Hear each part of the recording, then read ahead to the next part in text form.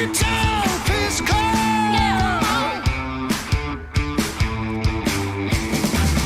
Honky Tonk is club is as American as you and me. America. Honky Tonk is club is where you can be free.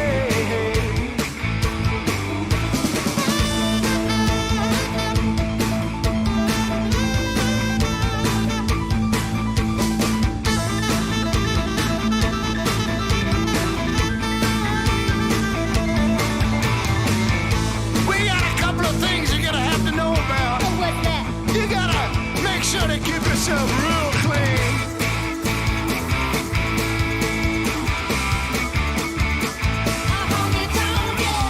Honky Tonk is club. It's a place to say me free.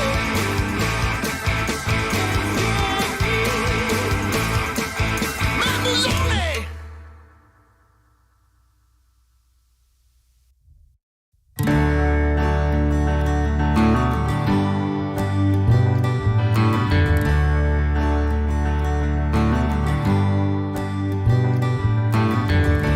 When I get home, I'm so tired. I wanna do just as I please.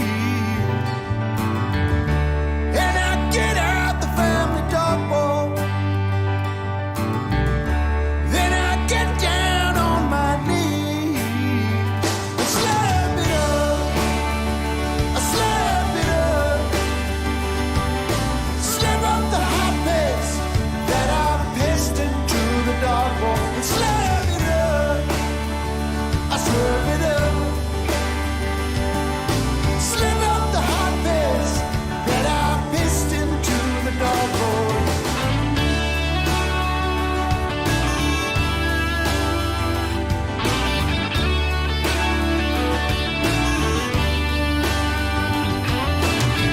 God knows I've been a lucky man.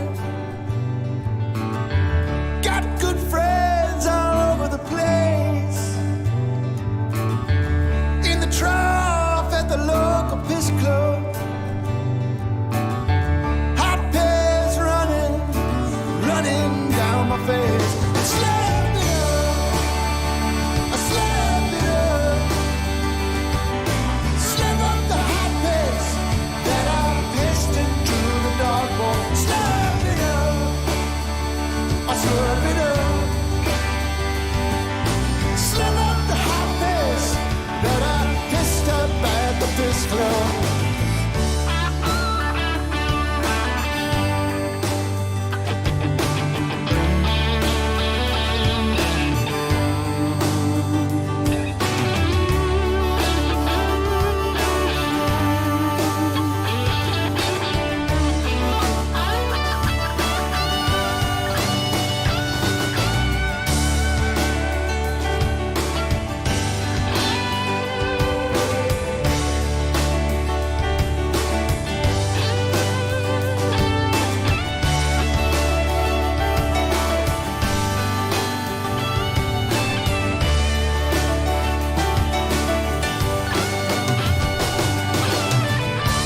In a bowl or in a mason jar.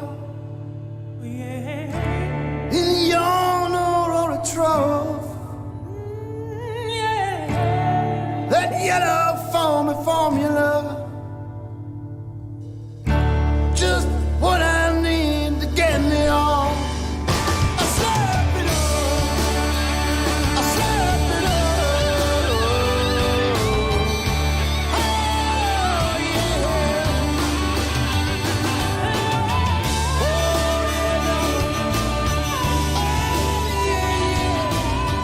My tongue. Look at it go.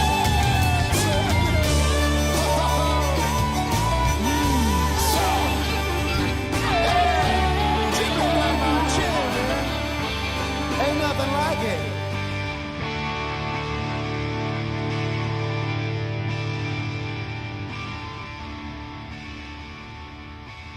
Okay. Whoa, I'm loud.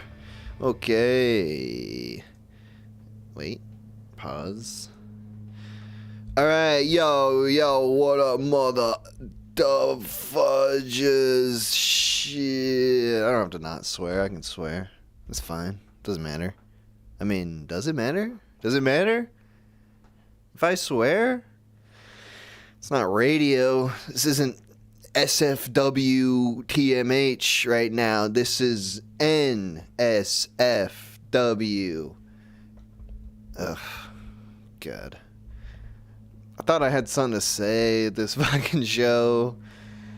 I was thinking like the last 10 minutes, like I'll think of something for me to be humble about. Here's the thing. We're doing the humble call-in show this week because we like to talk shit on this show. A lot. We like to bluster and blow hard a bit. I've noticed. And I'm not blaming anybody. I mean, if I'm blaming anybody, it's me. Because that's what I like to do. And I encourage others to do it. But, you know, sometimes we take it a little too far. Not saying that we did that. Not admitting any kind of fault specifically. But you know what I'm talking about. Certain comments on the last show. No, I'm not talking about anything specific. I'm just saying generally, you know. There's this anime I've been watching. I know what you're thinking. No! Minute Hour, stop talking right now. Stop saying something about anime. Please, for the love of God, I'm trying to like you. Don't worry, it's a cool anime, you fucker. Open your mind. No, but I'm with you. Anime, not a good look. But it's a show, Legends of the Galactic Heroes, my friend is showing me. It's a very adult anime. Oh my God, it's for adults. There's no women in this show at all. At all. So there's none of those weird anime tropes with the big bouncy boobies and the 10-year-olds, the hot, sexy 10-year-olds. It's nothing like that. It's about adult men in intergalactic war and the weight of that on their shoulders. Anyway, a really funny thing that happens all the time there, and this is some sort of Japanese thing, I assume. It's like a general will be like, start getting angry about the orders, and he'll just start going off, and everyone will get all embarrassed for him because he'll be like, this sucks. We shouldn't be doing this. This is nonsense. Our leader is nutso. And they'll be like, and they always apologize right after. They say, I'm sorry. I went too far. I took it too far. And everyone's like, yeah, you did. So anyway, that's sort of what this show is. Hey, we've taken it too far for too long. It's time to rein it in. It's time to reel it back. We're going to be humble sons of bitches today. As best we can. As much as... Sorry. As best we can. I was trying to think of something specific that I'm humble about. Can you hear that? My brother's mowing the lawn right now. Can you hear that? It's really loud. It just destroyed it's destroying my focus and attention right now. Anyway, we'll be done with that soon. That's fine. What was I saying? Humble, humility? Me, I don't have any personal examples. I can't think of a time that I've been wrong or stupid or, I mean, they're in there. I'm sure I'll think of one throughout the show, but I thought I was going to have one for the opening, but I don't.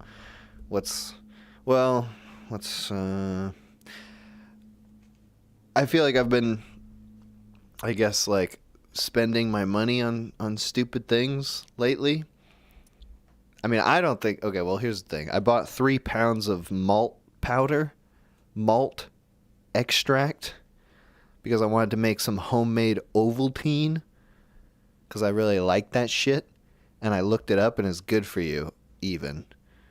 It's a great thing about the internet. If you have a craving for anything, just type in the name of the food, and then right after, type in health benefits, and you're going to get the shit you want, baby. There's going to be studies out there for everything. It's just like, Yeah, and we think this probably cures cancer, like, or not cures, people who eat malt every day on average have less cancer than those who don't.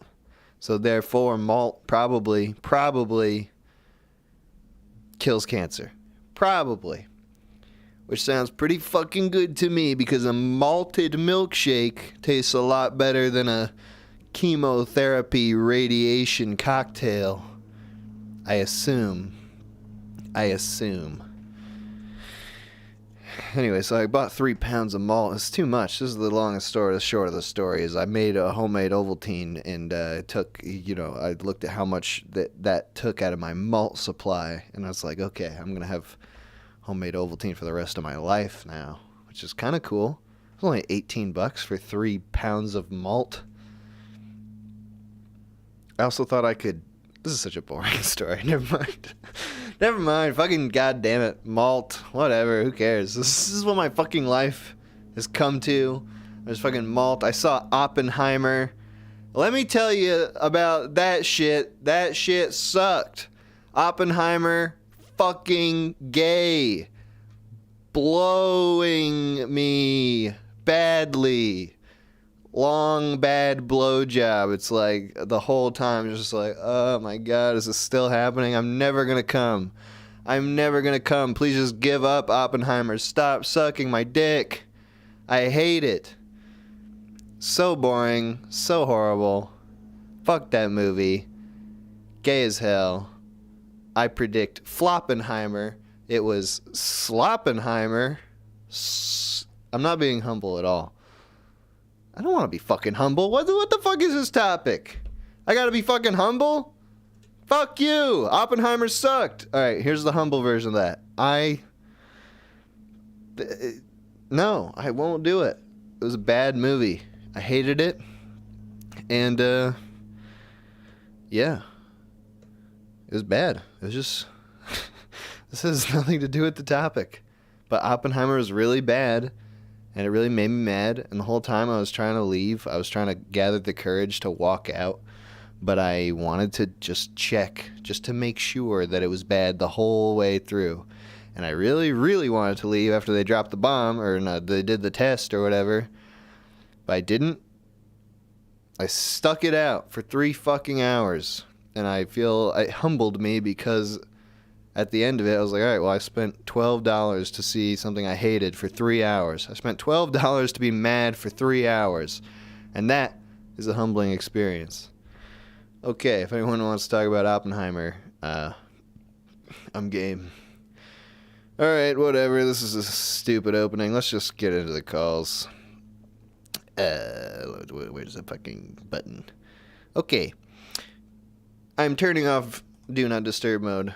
You may disturb now. The call-in number is 518-288-7938. We're trying to talk about things that you're humble about, theoretically, but maybe you have trouble like me in being humble, and you can't think of a time that you're ever wrong. Obviously, that's not true. I just blocked those out so well. So good. All right, here's a call. Call from Owner Martini. Toner, how's it going? Yo, what's up? Yo, long time no talk. It has been a while. Jeez, how have you been? Pretty good. Just, drinking. Cool. We're talking humility and humbleness today. Is that in your wheelhouse?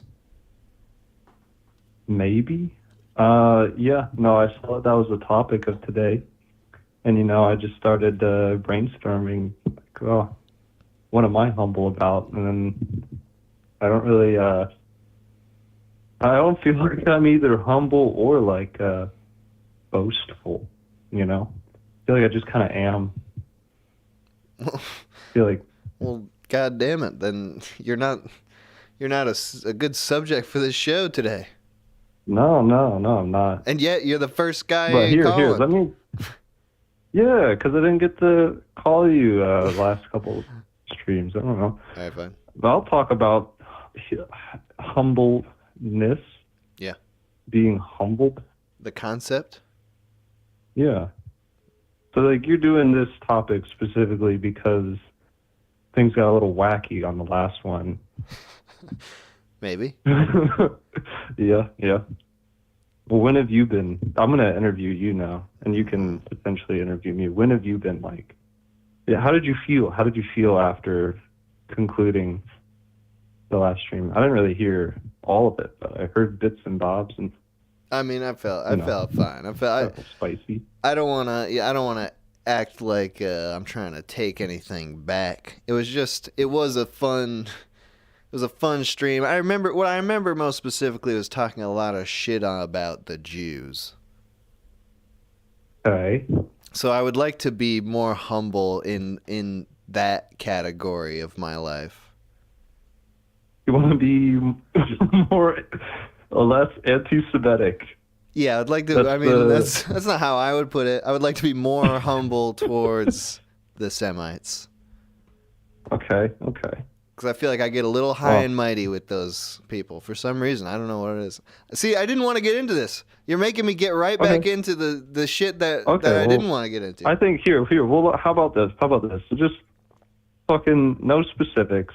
Okay. You said some things, and then maybe afterwards you felt a certain way about them. I think that all comes down to, like, trying to, look inward and think about why you feel and think these sort of things, like the world around us is fucked in many ways. And it's easy to get caught up in all the fuckery and, like, get just sucked into it. Like when fucking BMW drivers and now Tesla drivers, for me, they do some fuck shit on the road, I get super fucking heated. But it's just all, I don't know. It's hard to illustrate these. Oh, dude, wait. I remember why I wanted to call in. You watching Legend of the Galactic Heroes? Yeah, hell yeah, dude. Fuck yeah, that's a fucking good show. Have you finished it? Oh no. I'm only how many episodes is it? It's like I don't know, 100 some odd. I'm only in the second season. I actually read some of the books. I'm further in the books than I am in the show. There's actually a period in time where I was reading the books, watching the old show that you're watching, and also do you know there's like a remake of it? Yeah, it looks like dog shit. Visually, I think it's okay. The visual style is just like everyone's got the very smooth faces, and they just they look bad. Bad character design. Yeah. No, the aesthetic of the older one is definitely superior. I don't know. I've got old taste. It's a good fucking show. Yeah. Well, so hang on. So let's go. What about I like this about the Tesla and the BMW drivers, because it's like that's like a response to their lack of humility when these rich assholes are showing off in their fancy $80,000, $100,000 car, and they're driving around like assholes. It's like we got to humble them by what? Crashing into them? No, I don't know. I just kind of try my best to not give them the chance to do fuck shit on the road. Like, defensive driving. If they're trying to pass me, I'll speed up and make sure they get caught behind like a slower car. And then they're behind me again. I'm like, fucking asshole, just calm the fuck down and drive normally. So you're like proactively vindictive. Yes, I want to keep them in their place by, driving like a normal person. I think I don't think that's vindictive, though. I think that's just like, I'm projecting. That's what I do. Being a good, I don't know. Okay, here's the thought. Okay. Karma, right? Mm-hmm. This is something I've been mulling over. So, like, the idea of karma is that if you are, a person who does bad things, the world will return, bad things to you. But the world does that oftentimes through the actions of other people. So is it like, what do you think of the idea of you being an agent of karma. Oh, Like, I love it. if you know someone is like deserving of some payback, if you deliver that payback, is that like stepping out of order, or are you being like the balance that they need? You know, they need to be like taken down a notch, or I don't. you know. I feel like maybe in reality I have some sort of nuanced answer to this, but in just off the top of my head, I would say that fucking rules, and we should all be agents of karma, and really just make a snap judgment on people. We don't have to like get into the weeds about like how bad they deserve it, but just like if you can look at someone and just be like, that guy deserves a kick in the groin. Not that. That's too much. But here's like maybe a follow up to that. Yeah. Is the purpose of karma is like balance, right? But also, if someone does something bad to you, you do something bad to them. Would it be balancing in the sense that they, get something that they receive, but then, what if they, get even more fired up, and then they send something right back at you 3 times, then you're just like, just growing the sort of negativity. How do you transform the cycle of revenge? Yeah, then it just never stops. The negative feedback loop. How do you get someone to change their ways while also like putting them in their place? I think basically you gotta sabotage people in a way that they don't know that it was you, so that they won't come after you. But they also have to reflect upon it, Not just like coming after, like, oh, I don't want to be the target of their animosity. It's like, oh, I also got to get them to like make them think about themselves. Like, oh, maybe that wasn't a great action or a thing to say, That's putting and then, a lot of make them go inside themselves. And it's like a lot of, I feel like a lot of like negativity is rooted in some sort of form of denial. Like, I think people lying to themselves is like a big sort of cause of a lot of, things that cause pain in this world. Well, I think there's also like there's a part of it is just misunderstanding of intent. People tend to take negative actions that are done to them very personally, but they might not be very personal. I remember... Yeah, because like someone could do something to you and, the other person, they probably don't know that you're affected negatively whatsoever.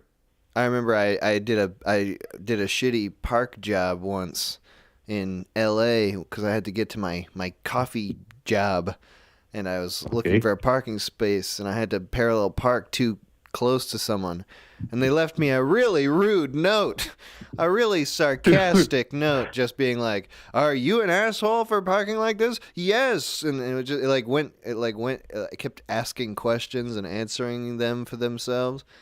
And this guy like really thought that I was like the fucking worst guy ever. It was just like, I just had to park. I had to go to work. I'm sorry, fucking guy. I wasn't doing it to upset you personally. It was out of necessity. Yeah. Anyway, it's just so that guy out there hears this and finally forgives me. See, I have never done that before, but I have thought about leaving notes.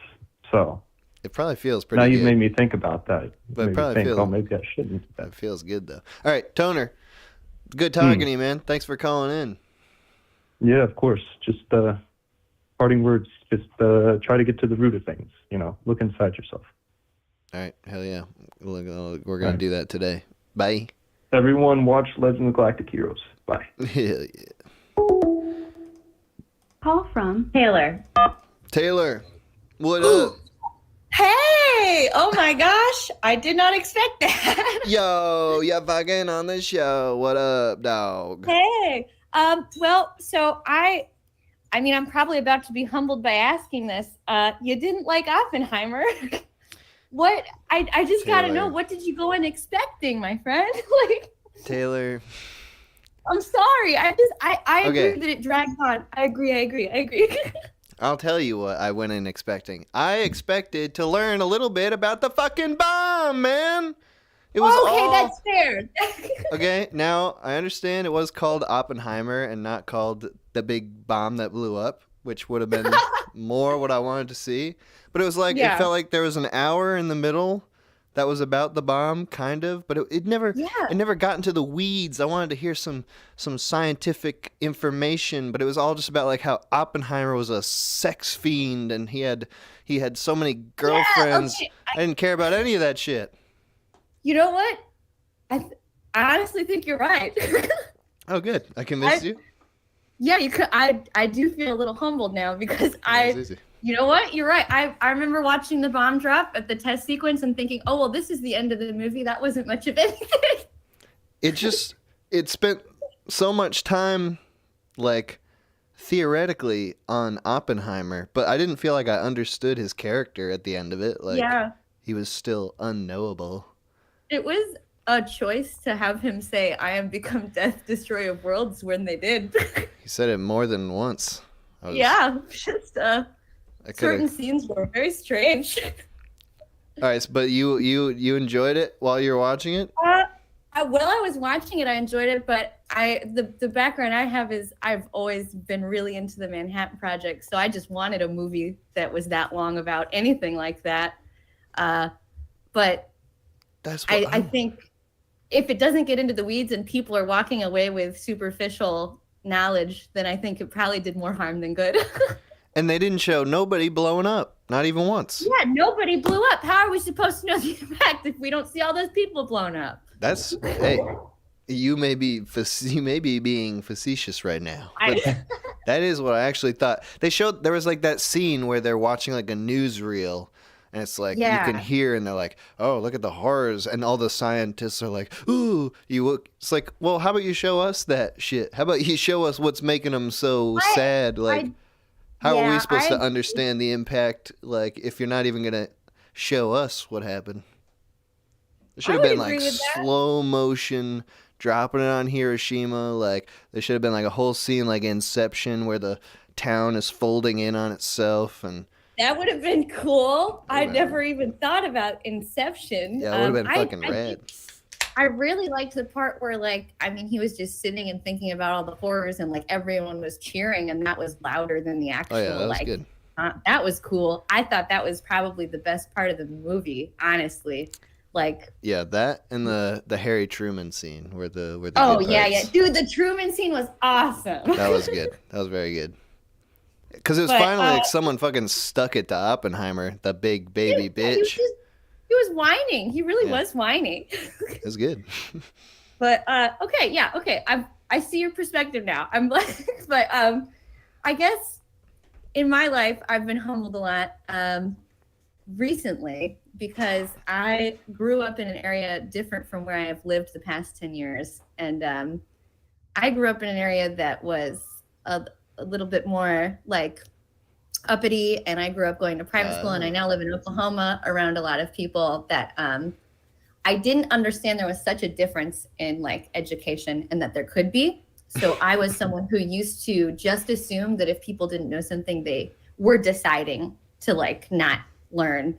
And that was something I had to overcome, and I'm still overcoming, trying to empathize with people who might not have had opportunities to like even understand how to learn.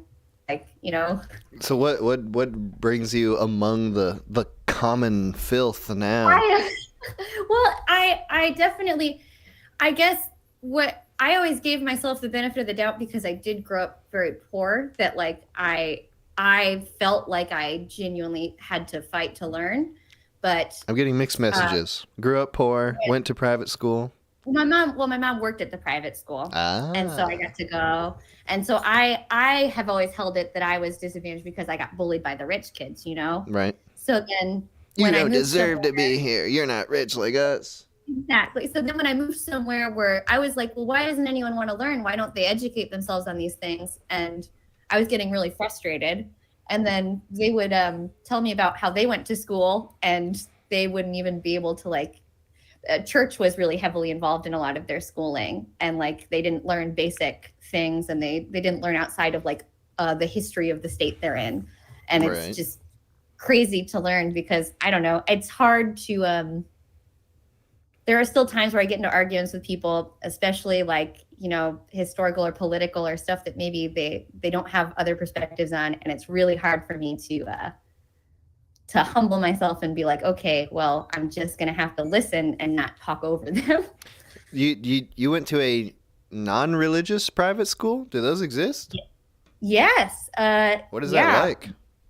I mean, it was weird. My parents are hippies. Oh, nice. So I went from no structure to a lot of structure. And then at the private school, like I ended up, I was in cool with the kids because they didn't know that my mom worked there. And then as soon as their parents figured out, I was like ostracized. Okay. So I was actually like dating this kid that was like the son of some like, I don't know, something to do with driving. And then like he had to dump me and he told me it was because his mom said I was poor. Oh my God. Wow, that must have really fucking humbled you, eh? Yeah, and there were like there was you don't even have any control over being poor. Yeah, there was a big like end of the year party and we went to his house and we went because I wasn't invited and I still brought him a gift. Aww. Like my mom made me go bring them a gift and like I was just staring at this house that was like massive, like their pool house was the size of my house. It was crazy. Like you can put that gift right in the garbage, please. Yeah, that's exactly what it probably happened. And so I felt, I guess, growing up that I had already been so humbled that I didn't realize I really had kind of a big attitude coming into where I live now. Well, that's interesting. So you had both the dual perspective. You were the low man on the totem pole, and now you're looking down on all these Oklahoman freaks. Yeah, and I hate even saying that because I hate having the awareness that I've done that because it makes me feel really bad. But like, man, I still actively, like, I'll read things in the newspaper or interact with people and I'm like, oh my God, like what is happening? What is it? What's the hot button issue that the Oklahomans are they still like Trump is still the president? Dude, yeah, man. That's pretty cool though. That's a pretty radical thought. And like we had some red laptops we were selling, for example, and this dude's like, well, I wouldn't have bought it if it was blue because I don't want anyone thinking I'm a Democrat. And like everyone, it just feels like here is actively trying to like either get you in a political or religious argument at all times. Those are the two things everyone wants to talk about, I feel. Wow. And it's genuine. People down here are really nice, and I do think Southern hospitality is a real thing. And that's from someone who's like, I'm from the East Coast, I'm from New Hampshire, New York, and like here they're really nice, but it's very fake. They'll look you in the eyes and they want to have a conversation with you because they want to tell you you're wrong, and they think they're right. And like I feel like honestly, the rude East Coast honesty, where we're like, oh, do I look like shit? And someone will be like, yeah, you look like shit. I'm more used to that. And so I've also had to humble myself with sometimes I'm just really blunt to people here, and that has gotten me in trouble. So it's not like your politics that are keeping you from being with these people. It's like they're the ones who are making it the big deal. Yeah, like genuinely, do you feel like you can look past their stuff? Yeah. I do. I mean, I know that there are things that I will judge and I know that there are things that I will hold, but I don't think I would ever like, I don't know, think less on a person or try not to. I would actively try not to think less of a person. And I'm really open to hearing arguments. Here, it feels like you are taught to have one perspective and the option of even bending that perspective is a negative. And that's the issue because like it makes a very large population here seem like they don't even want to learn when really they were just taught that any other opinion was wrong. Well, do you feel like there is some northeastern version of that. That's the reverse. Oh, sure. Yeah. Yeah. Because it is it's a bit it can be a bit pompous out here. Oh, yeah. I mean, yeah. Like, I often tell people that if I went home and were to say hi to someone on the street, they'd probably look at me like I had 3 heads and wanted something out of them, because that's just not how we operate over there. I think generally where I come from on the East Coast, and what is the biggest culture shock, is that we are really like uppity and kind of kept to ourselves. Like, yeah, it's the little cliques, and then if you don't make it in your little clique, you go and find the one that you do fit into, and you kind of stay to yourself. And here everyone just wants to think of the same thing. Like, it does feel like a different country here sometimes. There's even a difference between like the old money waspy conservative of the Northeast versus like the poor white person conservative, like the Trump loving kind of populist person. So I grew up, and like I said, my parents were hippies. Most recently, they've both moved and turned into poor conservatives, and that has been the weirdest thing to watch. Oh, nice. Where they moved to? My dad moved to North Carolina, which that was expected, and my mom ended up in upstate, like not nice upstate, weird upstate New York, like Catskills. Oh, cool. So she ended up just getting radicalized by like all the Catskills mountain people that are up there living in their nice houses. Are they like sovereign citizens? Well, pretty much. There was a lady that had an Airbnb up there, and I went to visit last year, and she was telling me that, I mean, I just listen to them and nod because I want to hear what they have to say. And she was like, yeah, Trump is going to save all the kids by putting them under Walmart. And then he's going to come back and be president. Like, what does that mean? He's going to put them under Walmart? She said that in order to save the children, Trump was going to gather all of the children of America, and that there were shelters under every Walmart in America. Whoa. Forming a network. That's a cool theory. That the kids would be safe. I'm dead serious. This woman who has like millions of dollars right now in like property in New York City thinks this and is telling me this with complete honesty, and it's insane. Like, I understand that it's like that's also too when I realized, okay, this isn't just an Oklahoma issue. Dude, Trump, he's a big name. He's getting into people's heads in a big way. Yeah. They think he's gonna stop all.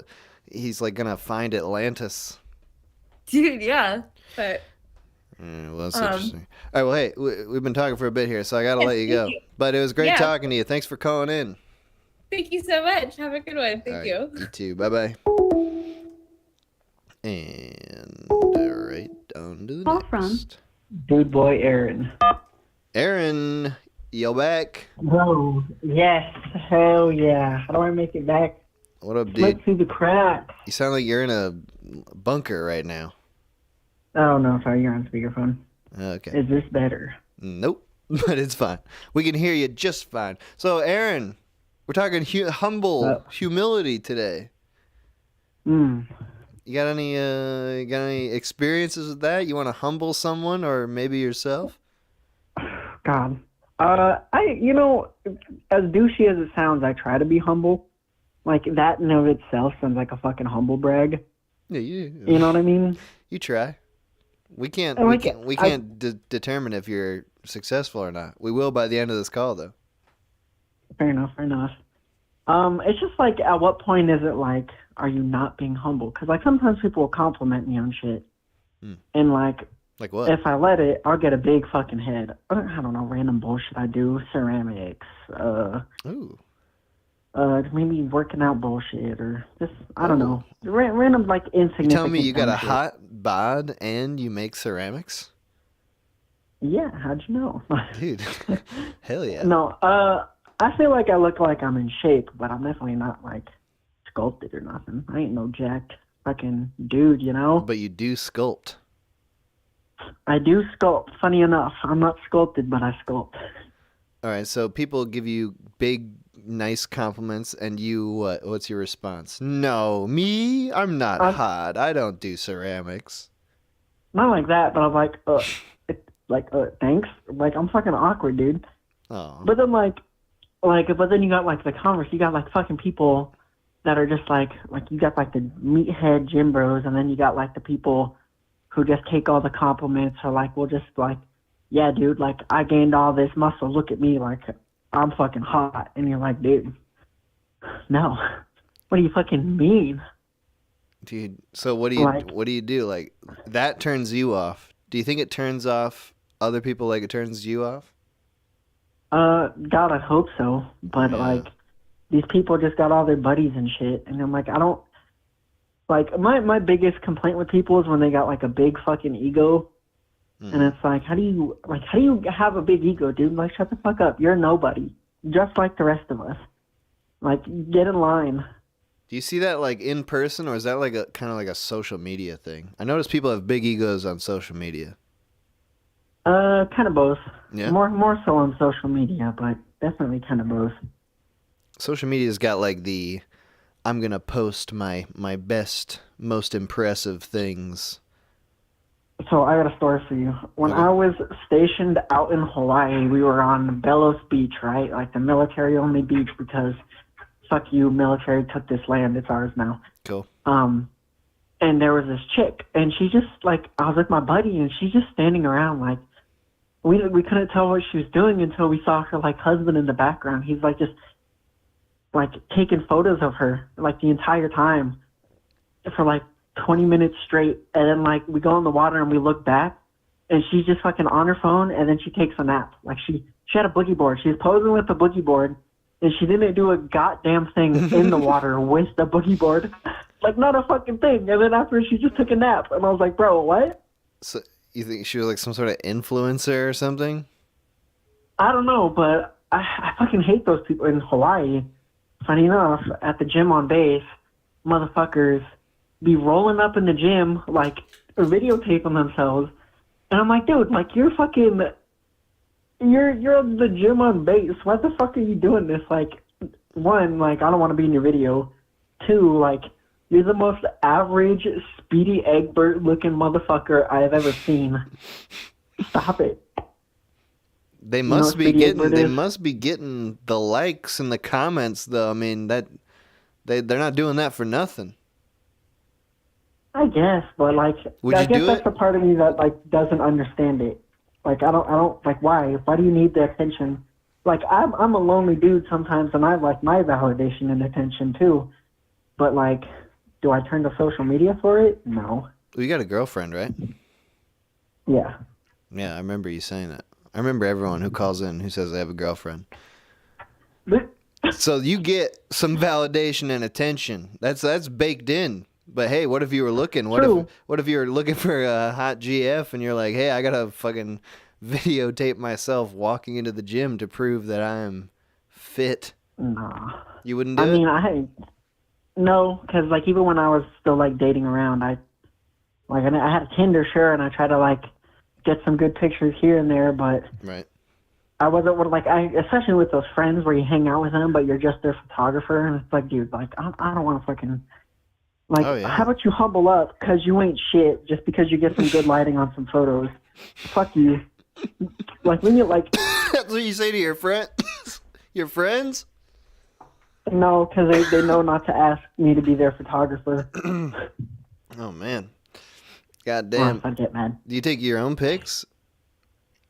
I mean, they'll, like, take some of me, just to, like, we'll like, be in a position where it's like, oh, we're visiting somewhere, like, let's all get pictures together, or some bullshit, and I'm like, hey, you want one of yourself? Sure, it's more like mutual, like, scratch my back, I'll scratch your back kind of deal, but also it's not like, we're not there just to take pictures, you know? Like, I'm not there to be like, okay, put on that outfit. Wait, no, put on that outfit. Ooh, girl, work that pose. Pop it in a squat. Yeah, that's a little gay. It's a little much. All right, well, okay, so have you had an experience that you can think of where, you know, you, particularly you personally, were humbled? Did someone come up to you once and be like, hey, Aaron, you son of a bitch, and then just fucking destroy your ass? Did that ever happen? Maybe like with work stuff. I don't know. I try not to put myself in a position to be humbled. Maybe I'll humble myself because I'll be like, yeah, like I'm gonna go do this thing. It's gonna be fucking easy or something. I'm like, oh, I got this. And then like fucking life serves me up a slice of humble pie, and I'm like, oh fuck, I don't got this. I fucked up real bad. But, yeah, good. But not often, right? You're a successful guy. You got it going on. Not really. I don't know. What do you mean? I'm just an average dude. Oh, okay. Yeah, so like, I don't know. You don't believe in boasting. You're gonna just represent yourself as you are. You're a good average dude. Basically, I'm a goony motherfucker, and everyone who meets me gets the same version of said goony motherfucker. Gooey? Goony. Oh, goony. Goony. What does that mean exactly? Goony. I don't know. I'm a fucking goon, bro. Dude, a goofy goober. When I've heard the term gooning, it's like a 8-hour masturbation session is gooning. That's not what you mean. No. Okay. My PP can't handle that. Dude, it takes a special kind of man, a humble man. I am not that special kind of man. All right, well, dude. Okay, a couple things I do like brag a little bit about are like some things in my ceramics. Like people can't roll coils in ceramics, and I can roll coils, and that's it. That's my humble brag. That's not even humble. It's not humble. That's just brag. That's just boast. Exactly. What does that mean? You can roll a coil, like little tubes. Yeah, basically, and you can make stuff out of them, and they don't look all blocky and shitty. That's cool. Like turn it into a vase. What do you make? Yeah, vases, sculptures, stuff. Look up. Okay, DOODBOICERAMICS. Dude Boy Ceramics. That's what I make. Dude boy. All right, on Instagram. Yes. Check out Dude Boy Ceramics. Judge for yourself whether Aaron should be humble or not. Shit on my stuff, please. I'll take critiques. All right, Aaron, thanks for calling in, dude. Good hearing from you. Yeah, thanks for having me. You too. Deuces. Hey, bye. Calls Call are from flying in. Space Wolf. Space Wolf? Hello? Hello? Hello? Hello? Can you hear me? Yes, can you hear me? Yes. What's up? Great. Awesome. All right. Well, shit, I won't waste your time on this. You sound crystal clear. Are you on like a mic? Oh, thank you. Or is this a phone? Yes. Oh, yeah, no. This is a microphone. Oh, you're prepared, bro. Oh, of course. All right, well, dude, we're talking about humility, and right off the rip, you got a fucking bomb-ass mic. I don't feel like you're humble at all. I'm challenging you right now. You know what? I feel like I'm more humble than I used to be. I used to be a raging asshole at one point. And a lot of therapy later and a bunch of other things. And I feel like I'm a much more calm, collected individual. Do you have a particular thing you wanted to talk about, or shall I just probe you relentlessly? Yeah, no. Shit. I feel like my college days would be the proper thing to go to right now. Were those your non-humble days? Your extremely hubris days? Extremely. What happened? I was like I said, raging asshole. Fucking. I had a motorcycle. Tons of friends. Felt like I was a big badass. Yeah. And eventually started racing down the streets and just felt like even more of a badass. Oh no, I know where this story leads. Are you like a paraplegic now? Oh fuck no, I was way too good for that. Okay, so not quite humble still, but working on it. There's still time. We could still get those legs out. So what happened? Yeah, no, you were racing motorcycles? Yeah, racing motorcycles in college. And we used to have this thing where people, if they were assholes in cars, we had really crushed up spark plugs that we would basically just throw behind us, and it would shatter their windshield. Oh, that's dirty. So yeah, no, we were not nice people sometimes. but yeah, no, the thing that kind of set me off and tried to change me was one day we did that, and someone just kind of drifted over into me, and I was just like, you know what, fuck you, do it, and throw the ball bearing. Person freaks out, and they actually crash. Oh no. Yeah, no, I was just like, fuck. All right. Everyone else took off, and I'm like, all right, I need to figure out what the fuck happened. And it turns out the car like flipped over. The person inside was pretty fucked up. I was just like, shit, you all right? You all right? And they were like, what the hell happened? And I'm like, oh, well, it seems you hit something on the road. I attacked you.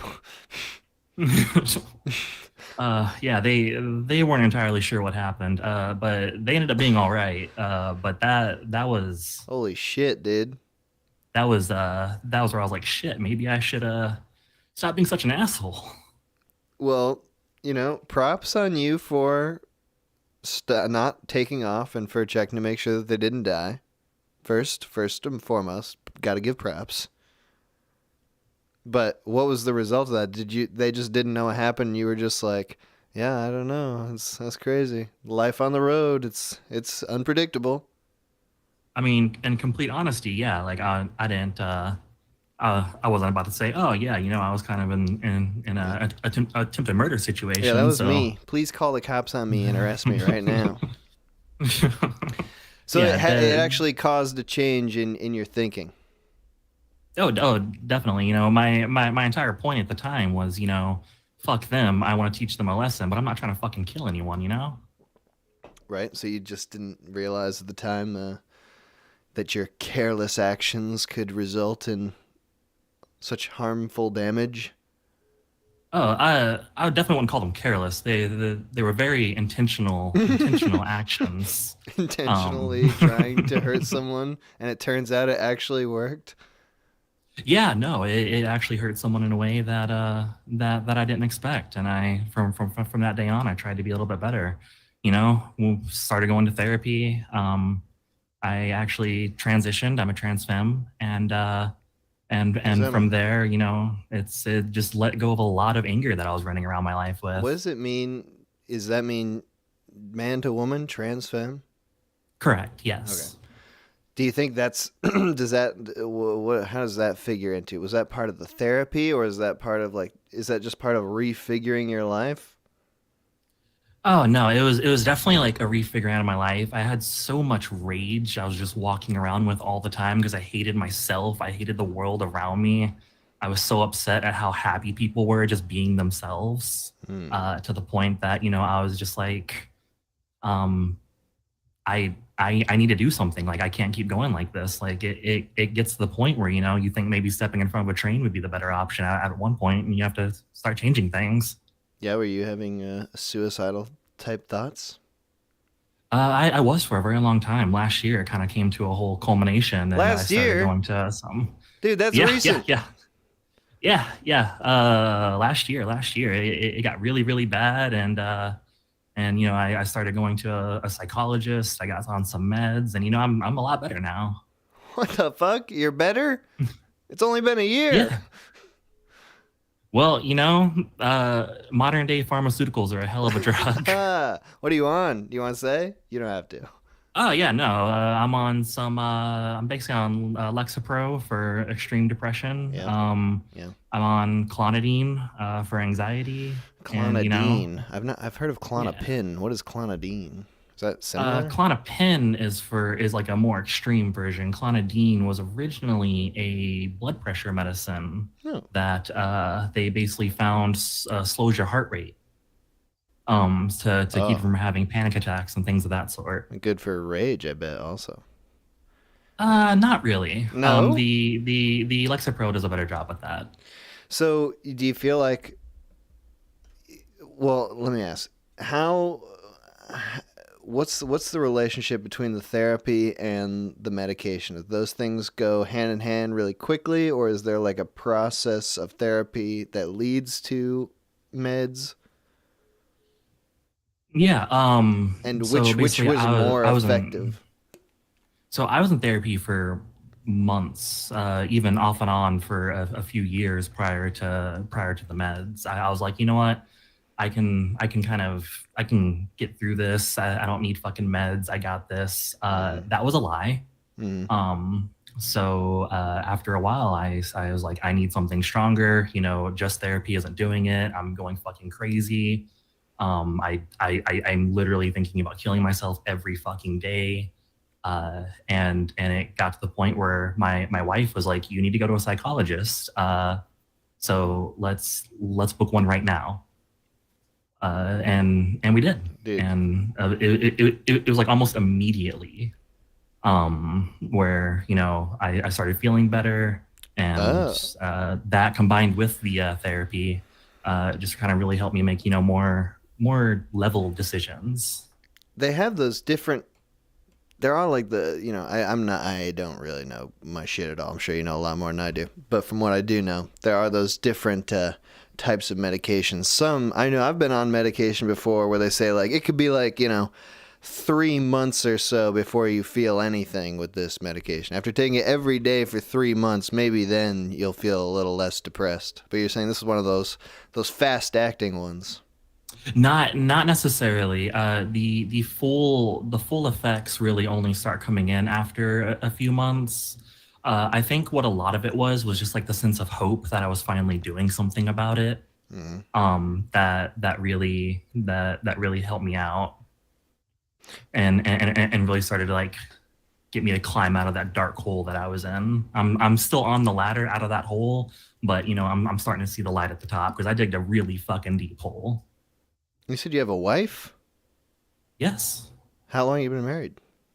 We've been married since October 10th of 2020, and we've been together for 11 years. Oh, wow. That's awesome. So you've been together since before your trans thing. Yeah, about 8 years.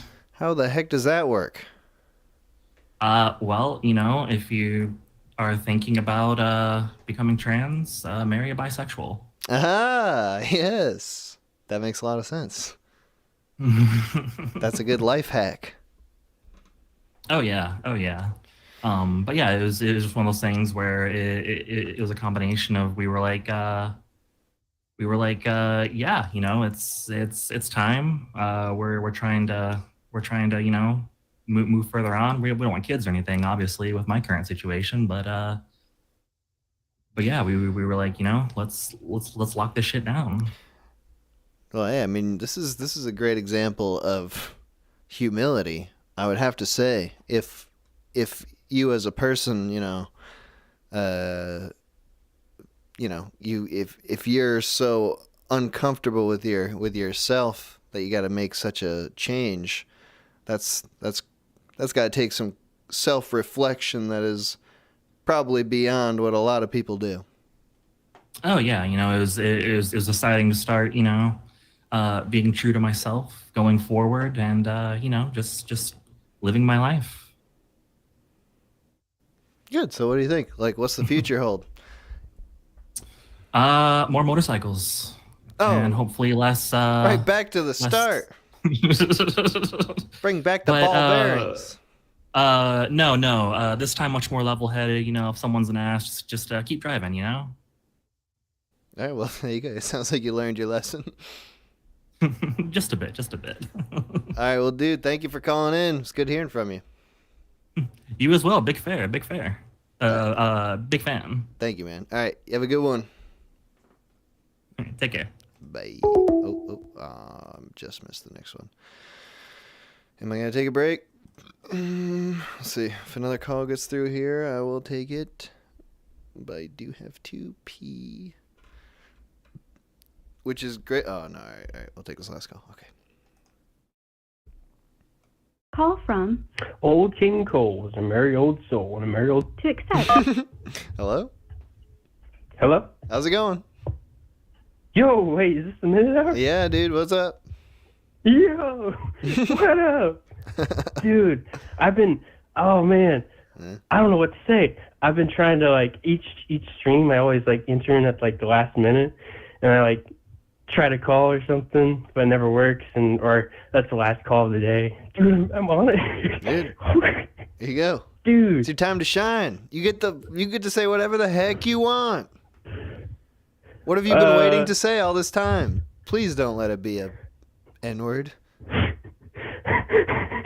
I was thinking about it, but no, I'm not going to do that. Come on. I don't know what to say. So the subject is humility? Yeah. Yeah, I guess. Like, sorry, go ahead, explain that. No, I guess it is. It is humility. We've been, I don't know how on topic we've been, but you know, if you want to humble someone or even yourself, this is the time to do it. Well, I'm sort of like the rest, you know. I don't know. I haven't really been humbled. I don't know. Maybe I have. I can't really recall when or if ever. And I definitely haven't humbled anybody else, from my knowledge.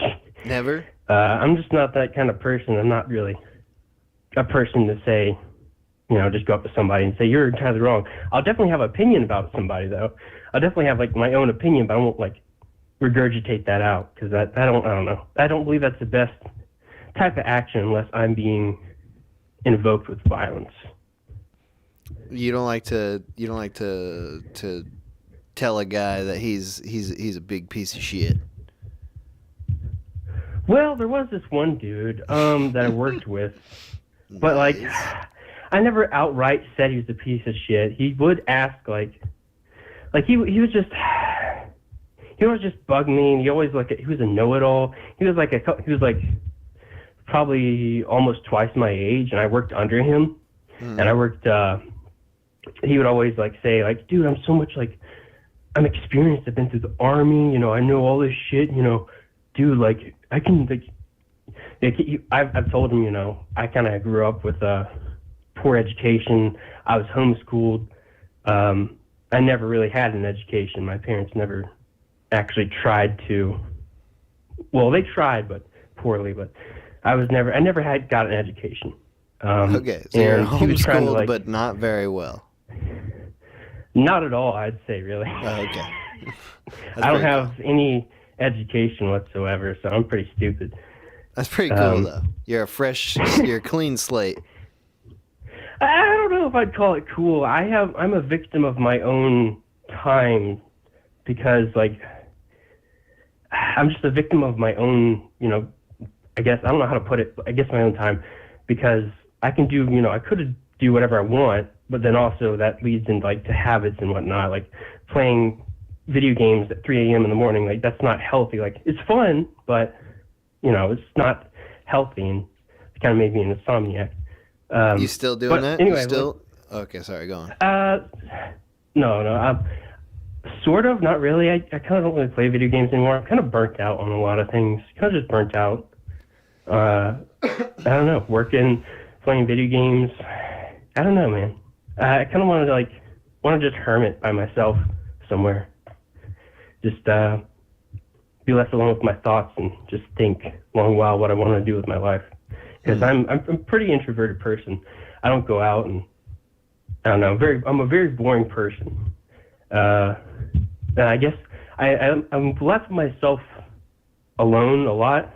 I guess I do hate myself because of that sometimes. I'm just not social. Dude, you sound by far like the most humble person who's called in today. You haven't said anything about yourself to this point that's good. Well, I don't know. I don't think I'm a very good person. I do have self-hatred. I've had that for a long time, and I still do have it, and that's something that I'm still struggling with. I really just do fucking hate myself. When you say you want to, I'll have a deadline, or I like to dream a lot. I like to just fantasize, oh, maybe I could do this. You know, I could have this job, and then I look at it more. It's you're gonna need to go through education. You're gonna need a college degree for that job. You don't have a GED. You don't know nothing. So that's just kind of discouraging. It discourages me a lot, and that's what I think about. And so I just go into this spiral of really hating myself, and then also not doing anything because of hating myself, and then hating myself because of not doing anything. What do you want to do? What would be ideal for you in a non like I have to be trained, but just like what do you like to do now? I don't know. That's a good question. I would think what I would love to do, which is a very basic dream of mine, is to get a big lot of land and have a house on it and have a family. That's really that I only want to do. The only thing I really want to do in goal of my life. If I can do that, my life is complete. I'll be honest. I don't want to be rich. I don't care to be rich. I just want to be financially stable with a big family of my own. Are you like a self-sustaining type, like a I can build it, I can till the land type person? I'm a survival dude, or no? Do you need the comforts of society? How do you mean by like? I'm not an outdoors man. I don't really care for society or the comforts of it, but I do get distracted by it a lot. It's ironic that I say that I hate it, but I use it like 24/7. Right. Well, I mean, because I have a similar thing of like, I want to just be like kind of off the grid, have a cabin in the woods with a family, and be self-sustaining and stuff. But I don't actually know how to do that. I was never in the Boy Scouts. I don't know how to build a cabin out of logs or how to have a farm that's gonna fucking make it so I can eat. I don't know how to do that shit. Me neither. Oh, I don't know. God damn it. I don't know how to cultivate food. I don't know how to build much of anything. I thought you were gonna be my out. I thought we were gonna be able to do this together, man. Hey though, I'm willing to do it. Just because I can't do it doesn't mean I'm not willing. You don't have to get like you don't have to go to a college to learn that. I'm sure there's some sort of survivalism course for a couple $100 you could take with some grizzled old veteran who will teach you how to do that shit in his backyard. Yeah, that'd be fun. I'm just trying to think about like what's the way to live the life the way you want to live it without money, and that's like you have to be really like you have to be a self-starter, I know how to do all this shit by myself, because otherwise you need money to pay people to do those things for you. Books, I guess. I mean, reading books on how to do things. All right, so you can read? Yeah, I can. Yes, I can. I don't have a GED, but I can read. So you got the fucking whole world at your fingertips, bro. You could be like Goodwill Hunting. He was just a janitor, but he read all the textbooks every day. What is Goodwill Hunting? I can't remember. That's that movie. Wasn't that a movie? Matt Damon, yeah. It was Matt Damon. Didn't he like carry around like a shopping cart and he had he just got radios and whatnot and tinkered with them? I don't remember. I don't remember. Oh wait, that Matt Damon. I'm stupid. I'm sorry. I'm thinking of a different movie. I'm sorry. I don't know. Are you thinking of Radio with Cuba Gooding Jr.? That's probably it. No, that's not about radios. That's the movie I think if I know what you're talking about. That's the movie I haven't seen in a long time. I saw that when I was really young. Dude, whatever. It's just about like a guy in Boston who's like, I'm just a stupid janitor, but actually I'm smarter than everyone at MIT. And that's basically the whole plot of the movie. Nah, I definitely am not that guy. I'm not that guy, bud. Well, that guy is a fictional dream that Matt Damon just wants to be. I'll say this very cheesy but I find myself more like guy from I'm more like Travis from Taxi Driver or Rocky. I'm like the mixture of the both. I'm not cool like Rocky, but I'm not so sociopathic like Travis, if that's the right terminology. So what are the traits that you are from both those? You said what you aren't. You are a boxer and you are a taxi driver? No, I'm not. I'm neither of those. I'm not jacked like Rocky. I'm just a socially awkward dude that's an insomniac. That's about it, man.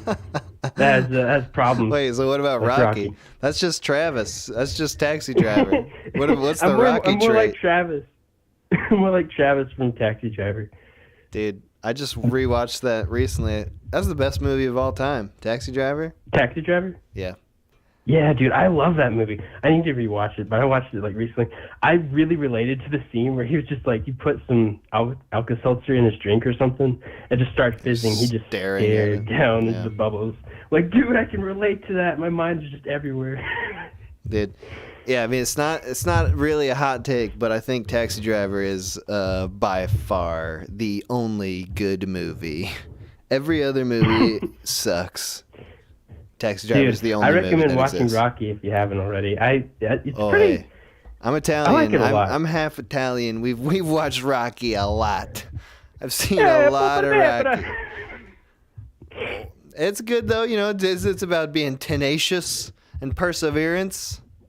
Yeah. It's like you can be stupid, you can be the dumbest, you can be as dumb as this guy, and you can still succeed. Rocky is dumb as hell. I'm dumb as Rocky. I will say that. Dumb as Rocky. I do feel like You what? Nothing is a bad joke. Go on. I'm remembering Rocky. There's this one scene, and it's right after Rocky gets to fight Apollo, or is confirmed to, and he goes to his apartment, and Mickey, his old trainer, comes over, and he's like, Rocky, you know, dude, you're gonna get killed during this fight. Let me train you. You're gonna get killed, Rock.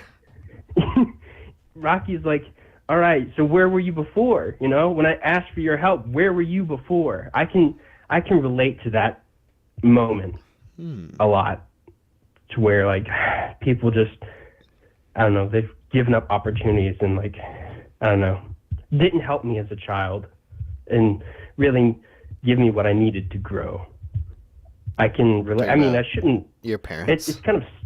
You what? You talk about your parents. I mean, yes, but I guess other people, but not just my parents. I do love my parents. It's all in the past.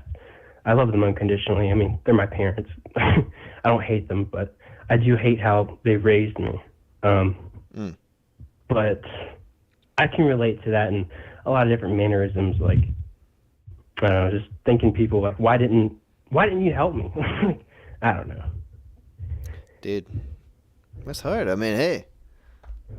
I mean, you're telling me this. What I'm thinking is 1976, Taxi Driver, Rocky. They both came out the same year. What an amazing year for movies. What else came out that year? Probably more, dude. I mean, what the fuck? You need to look up what came out that year and then watch that. All right, dude, I'm sorry. I have to pee so bad, so I'm no longer able to focus on this conversation. It's not you. It's my very full bladder. I have to go. No, man, fuck your bladder. Dude, I've pissed into cups on the stream before. I've done it, and I don't like. It feels wrong to be talking to someone and pissing at the same time. Oh no, you're fine. All right, hey, dude, thank you for calling in, though. I'm glad you got through. It was good talking to you. Yeah, man, thank you. Thank you for having me. All right, bye. Peace. Okay, must take a break. And very thematic music today, because always the breaks, we only have breaks so that I can piss. So this is music all about that subject. This is the Yellow River Boys, which is this is like a 10-year-old album from Tim Heidecker. You know, Tim Heidecker, not really a fan at this point. I think he's a bit of a paused gaylord, in my opinion. Never will forgive him for what he did to end world peace. But this album is the best thing he's ever done, and I love it. So, fuck it. Here it is.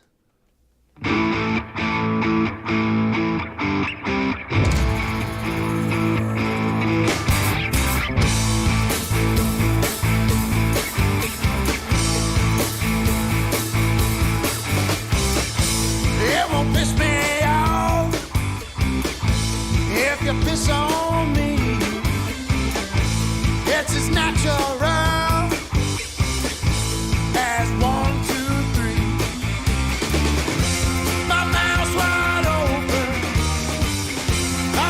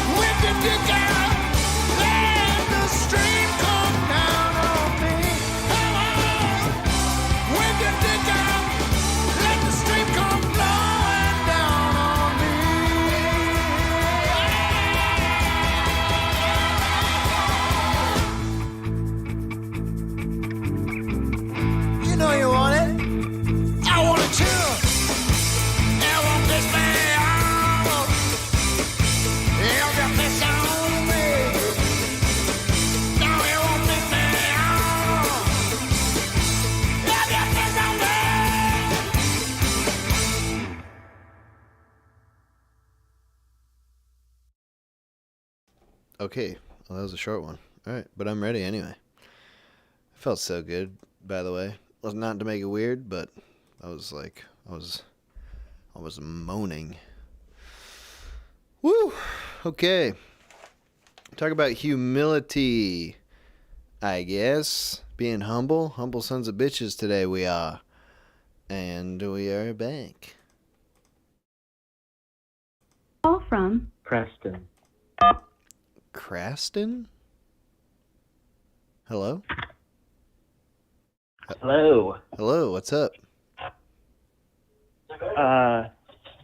Not much going on, just calling in.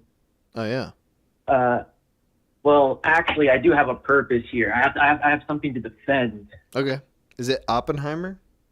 No, I have to defend all us Oklahoma freaks, apparently. Oh, yeah. Well, go ahead. Try your best. You know, even though, okay, we may be freakazoids. We may be goofy. We may be all that jazz, right? We may be guilty all as of charged. Us are freakazoids. Yeah, guilty as charged. I'm a registered freakazoid. It's on my license. But god damn it, it sucks here. I'm not gonna lie. But, that's not the argument I was expecting. Well, the people are nice, but suburbia is hell. I hate suburbia. Yeah, what's Oklahoma suburbia like? It's tons of flat pancake houses on account of the storms that would knock over anything higher than 2 feet. Ah. It's very jarring. I went to Kansas about a week ago to visit some family, and I was just met with a Midwest architecture, and it's so much more appealing. Because Oklahoma is not does not have the best infrastructure. Is that a real thing? You have to build the houses, the structures real low so they don't get blown over? No, well, of course we have like the Devon Tower in Oklahoma City. Of course. We have all that because that's basically the most. We all know the Devon Tower. City. We all know the Devon Tower. I grew up looking at it being built, asking mommy when it was going to be done. Oh yeah, I mean it's an international icon, the Devon Tower. But what is that again? What is it again? Just a skyscraper. Oh, okay. That's all it is. All right. I've been to Oklahoma City before. Yeah, it's the big ass building. I don't remember. We went and we went to some weird steakhouse there, and it had like green velvet carpeting. It's like the whole place is like a pool table. Yeah, downtown Oklahoma can be nice. That wasn't really what I was. That wasn't really what I was saying, but all right. Well, not nice. But Oklahoma is so flat. You can look around. You can see everything. You can see the Devon Tower basically anywhere in Oklahoma because everything is so flat. But you like it there? But well, yeah, it's fine. I like it. Fine. I don't like how it looks. Is the problem. Is it the geology, or is it the? Yeah, we got red soil. We got flat plains. I mean, it's not too different from Kansas. I just hate how everything's built and how it looks. Okay, you're having a lot of humility here about your home. You said you were going to defend it, but you've only complained about it so far. Well, they complained about the people, not the place. So tell us about the people. The people are good? Yeah, the people are good. They're not freaks? I love my freakazoid grandparents. My grandparents are very nice. They'll watch Newsmax, the best, most unbiased news station, and they'll say how Joe Biden's doing quite a job. They'll talk about all that, but he's like that. He's like in charge. Yeah, of that he's the greatest president ever. No.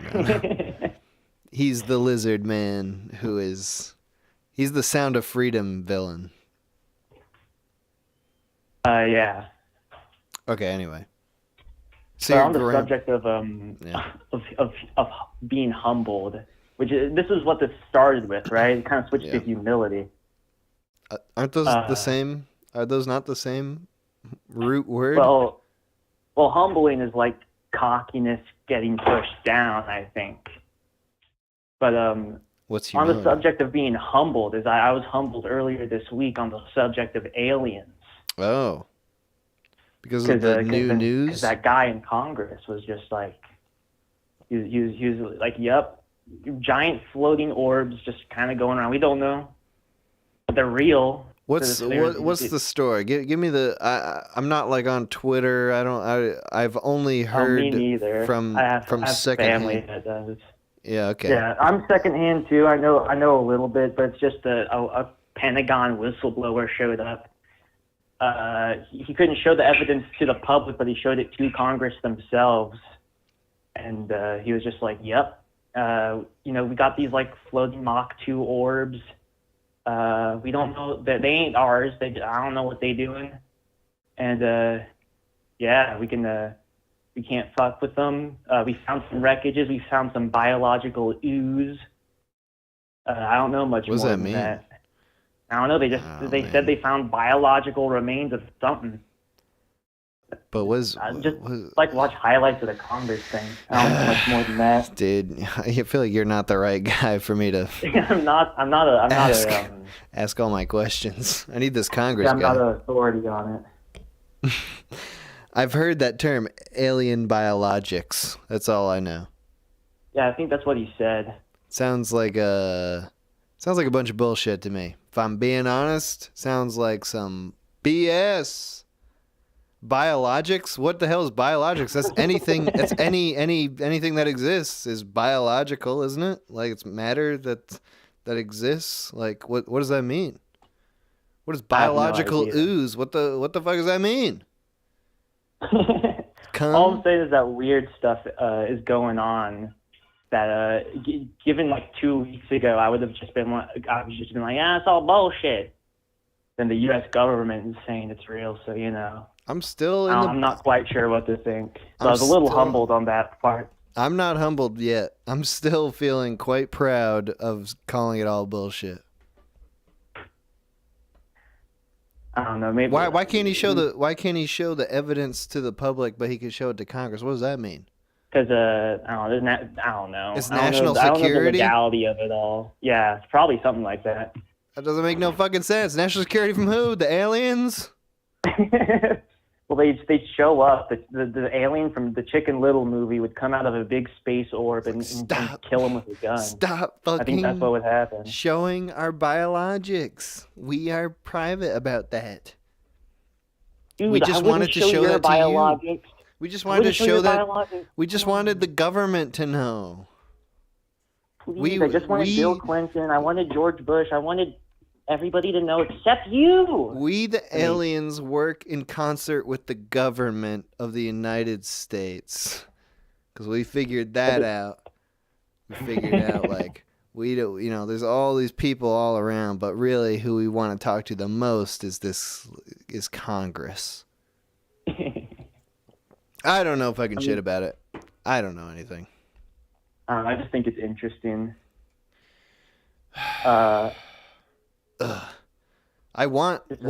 would be interesting to me if if instead of this guy, like a former intelligence officer, was talking to the Congress, would be if it was an alien who was talking to Congress. Oh yeah. Then I would care. Then I'd be like, oh, this is interesting. What's this alien have to say?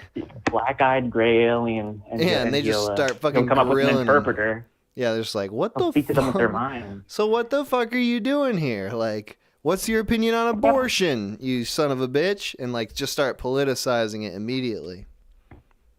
To cancel the alien. Exactly. Like, that would be interesting to me. Yeah, I think a gray alien appearing in front of Congress to confess about its biologics would be very interesting. Like, I've been seeing these crazy, like this same stupid headline, or like it's like title of these videos on all the news networks. Like, Joe Biden acknowledges his 7th granddaughter grandchild for the first time in public.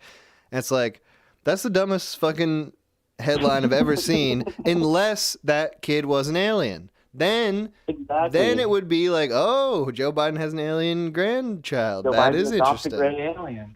That would be cool. Then I would care. All right, Yeah, we need more aliens in politics, and not like in a political way. I'm just saying silly gray aliens would be a nice comedic relief. Like, yeah, they had their own caucus.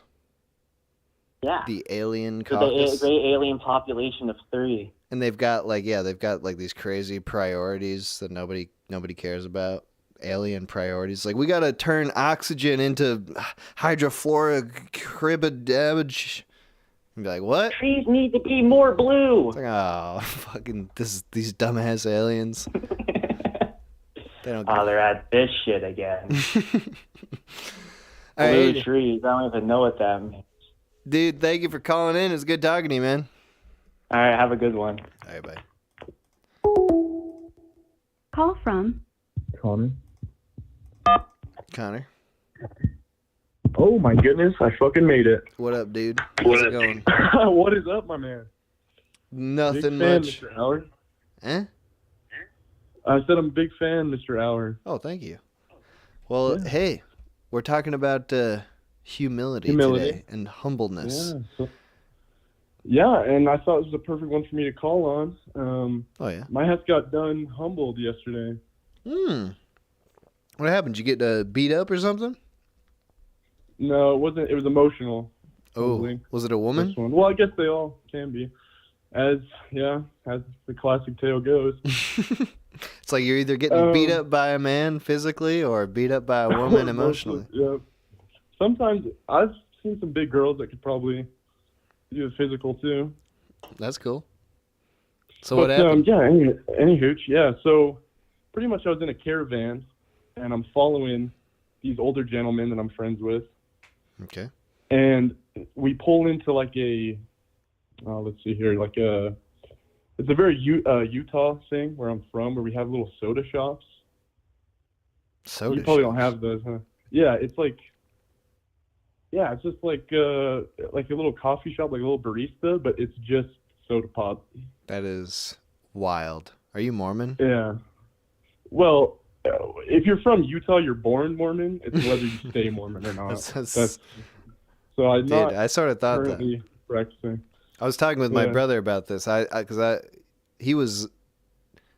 talking to him about how everyone in Utah is Mormon, and he thought like, no, it's probably like 30%. And I was like, dude, it's at least like 70, 80%.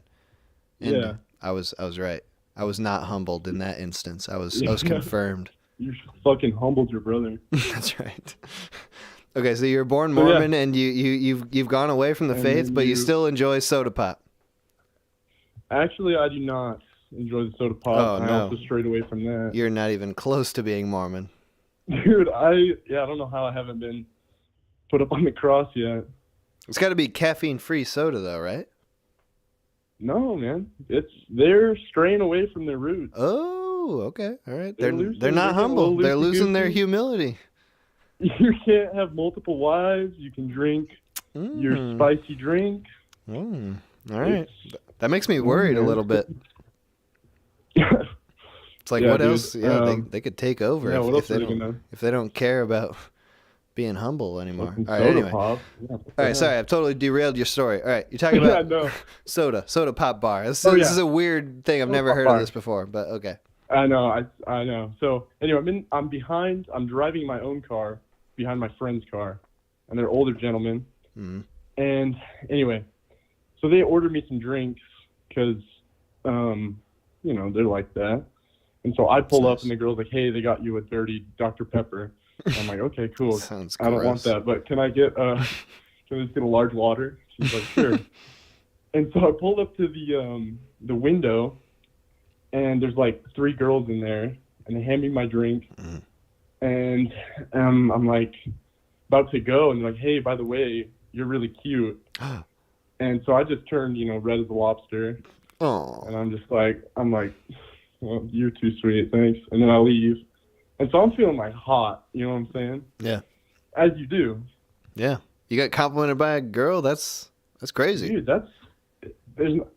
that shit happens like once in a blue moon. Yeah, they don't do that. So that like rocks your world. So anyway, the humility comes in later. I'm feeling like a hot shot. I'm feeling cute. I'm out and about. You got your water.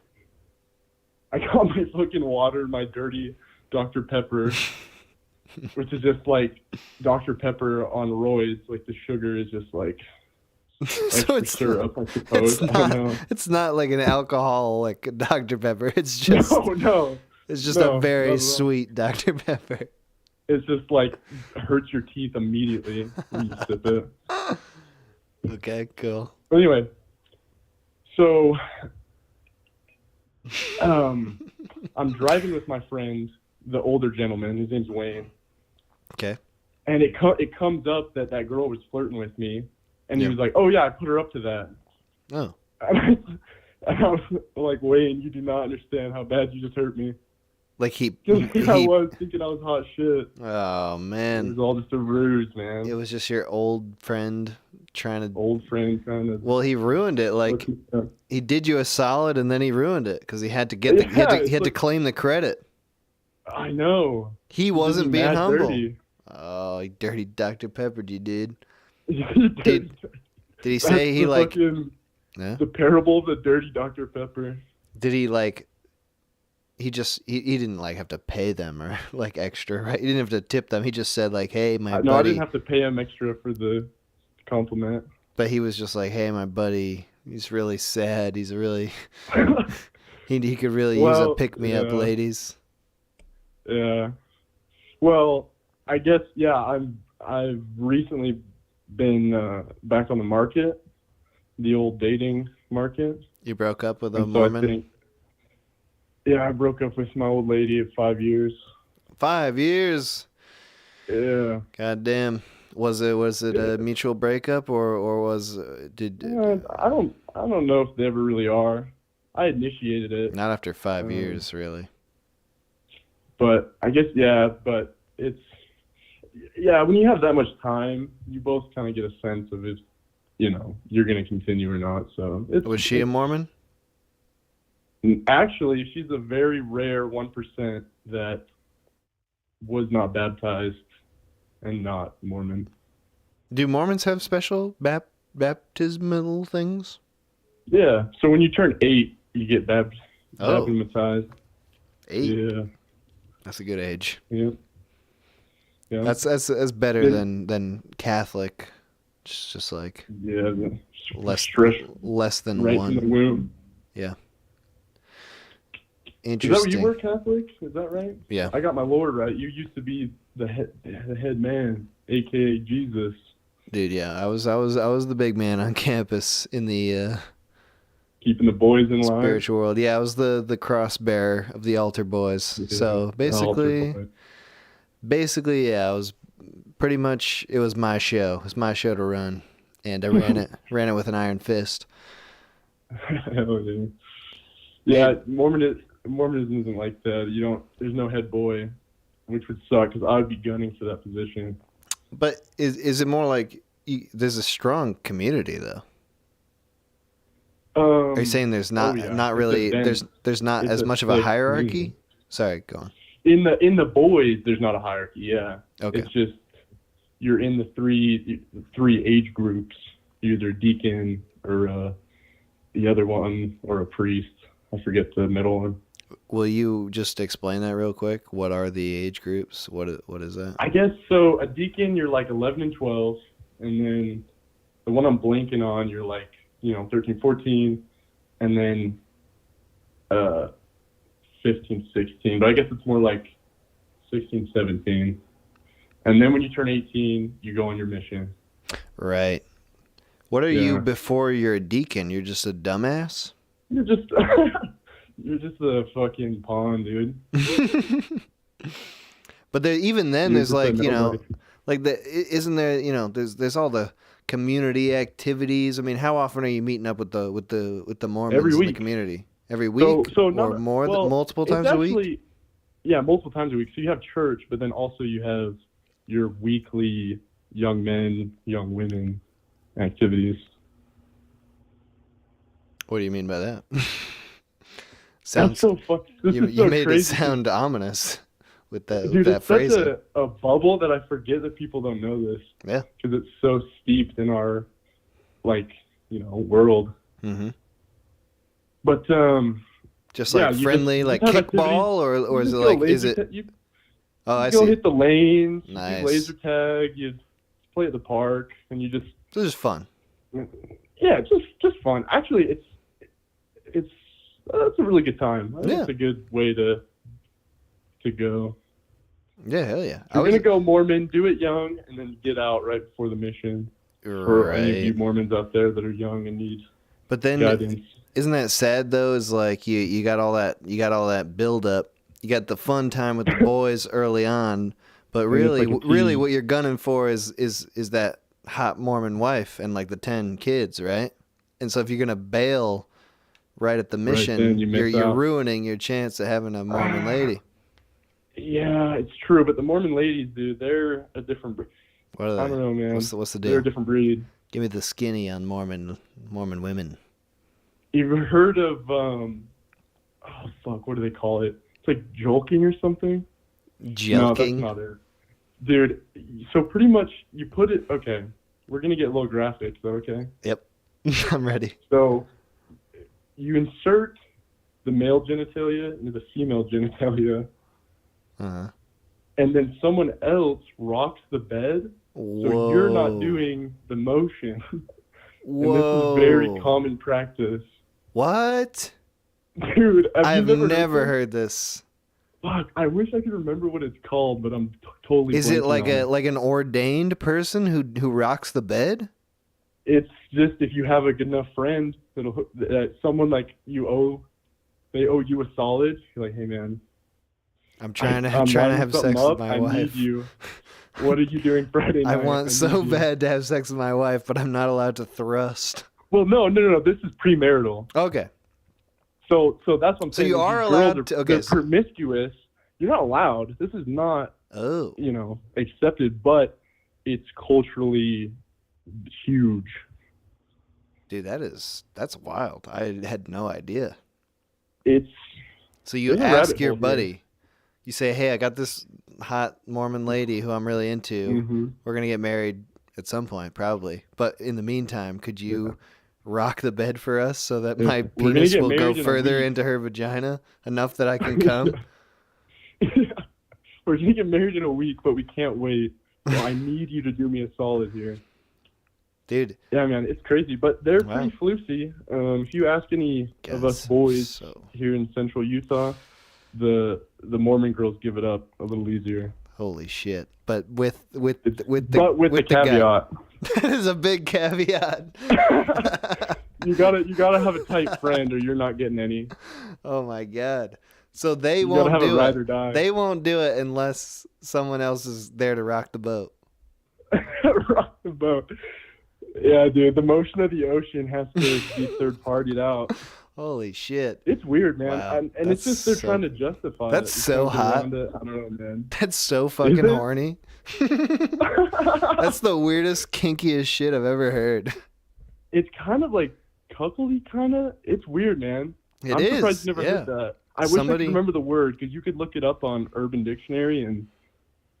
Yeah, I mean, it must, I can't believe you. Yeah, it must have its own term. I remember when I grew up and I live here now where I grew up in a pretty. There's a lot of Mormons out here. I don't know what the migration patterns are of Mormons, but there are a lot of them out here. Some of my really good friends when I was growing up were Mormons, and some of the ladies, super hot Mormons. And I was always so curious of just like, how does it all work? And I had no idea that this was the barrier of entry. We've barely scratched the surface. Oh my god! All right, well, we gotta do a whole show on Mormonism at some point because I think that like, all right, let me know. It's a I'll keep my eye out. It's a great topic. Because there's a whole state devoted to Mormons. It's a whole state, yeah. Yeah, it's cool. It's crazy. All right, well, dude, thank you for calling in. Crazy. Good talking to you, man. Of course, yeah. Yeah, God bless. See you. All right, bye. Call from Clarence. Clarence? Hey, what's up, dude? Hey, how's it going, Clarence? Good. I actually do have something that ties into the topic. You know what humbles me? The vastness of nature and space, itself. You know what I'm talking about? It's sort of two topics, it seems like. Nature and space? Yeah. Well, just like reality in general and the vastness of it, you know? Because the opposite of humility is like kind of narcissism and thinking that you're all that and you're like the most important, coolest person ever. You're the center of the universe? Speck. Yeah, exactly. You're a speck on this blue marble just floating around. Like Marcus Aurelius had a whole chapter on this in the Meditations. Like no matter what you do, no matter what you conquer, like eventually no one's going to remember you and none of it's going to matter at all.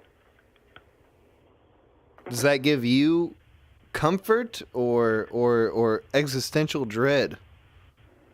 You know, I think they're kind of two sides of the same coin, you know? But yeah, that humbles me. I'll see like a line of ants walking across the sidewalk or whatever. I'm like, wow, we're all so like we're ants in the big picture, you know? And it humbles me. Not to get too egotistical or think you're more important than others or better than others or something. At least ants are working towards some sort of common goal. What the hell are we doing? Yeah, I know, right? Yeah, I don't think, even with this whole space race thing, it's very hard for humans to come together and get anything done at all. And when we do, it's usually slaves doing a lot of the work. They're like to please their betters, like how they built the pyramids, you know? Those are pretty cool pyramids, though. The slaves did a good job. Dude, you want to know something crazy I learned about the pyramids the other day? Yeah. So, the pyramids, right? When you think of Egypt, you have these walls, right? It looks like they had a graffiti problem because, like, every inch of Egypt is just, like, splattered with cramped hieroglyphs, cramped, like, writing, pictures of, like, bird people, right? But inside the pyramids, right? Inside the pyramids is completely bare. There's not a single hieroglyph on the inside of the pyramids. So what do you think? It's like, what's that mean to you? Oh, I think aliens did it. Oh, the pyramids? Like, I'm totally on board with the aliens, the theories, yeah. But the pyramids, it's just like, I mean, I like the slave theory. It's just like, if you throw enough slaves at a problem, it fixes it. Well, they definitely needed a lot of manpower to move all those rocks. It's not like such a complex structure. It's just like putting rocks on top of rocks until you can't do it anymore. Yeah, until it all comes to a point. But yeah, that kind of humbles me too. There's aliens out there, and maybe one day they'll come back if they can. Do you think they ever left? That's my question. I don't know. I think there's definitely like Sasquatches and lizard people hanging out, keeping an eye on things, you know, like doing whatever they're doing. To what end? Are they like? What's your alien theory? Are they like the gods of the universe that are like keeping an eye on us and they're training us for some sort of higher purpose, or are they just like they're waiting until we get really tasty when we've got just the right nutrient compounds? You know what I think? And you see this in nature, right? And nature's prime directive is to make more nature. It's to grow, right? And I think that extends to aliens. I think they just have this urge to just go planet to planet and just like grow there or start something growing, you know? To expand, to consume. Their own alien race, you mean, or just life in general? Just life in general, yeah. Just life and nature in general has this like unifying goal, I guess, to just like grow and to just keep growing. That kind of feels like it's represented on a lot of levels. Like humanity, Yeah. like doesn't have any kind of clear goal except for just like keep it going, keep growing. Yeah, exactly. Try to be nice to your neighbors, unless they're different from you. Then you gotta exile them and make their life terrible. Mm-hmm. But yeah, no, I think that's just one of the baselines of just life, and I mean like all life, like sentient life, bugs, plants. Like some of their prime directive is to just grow.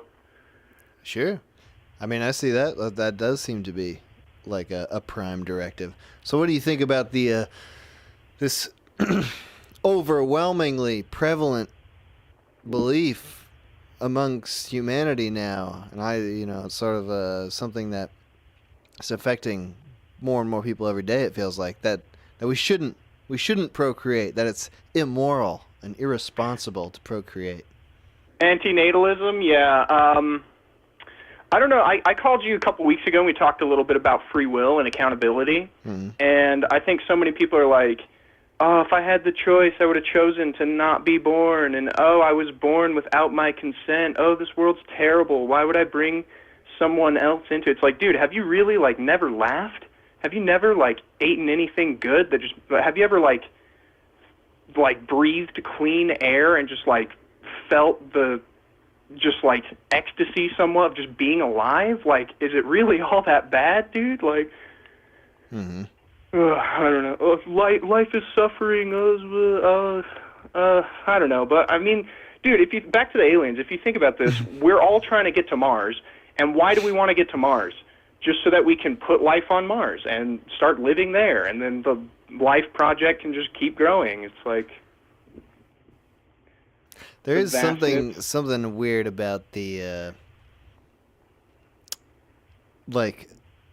I don't know. I get uncomfortable about the feeling of like it's immoral to have kids or something, because it just feels like if that's your stance, then you probably should kill yourself, because obviously if you think it's immoral to bring new life into the world, then your life is draining the world's resources in the exact same way that you're accusing other people of doing. So if you're not going to kill yourself, then you're kind of just being like, well, I deserve to live and I deserve to enjoy the comforts of life, whereas nobody new is allowed to do that. Yeah. That's a really good point, actually. I've never thought about that. People don't like that, but I like to tell these people they should kill themselves immediately. Well, it's just,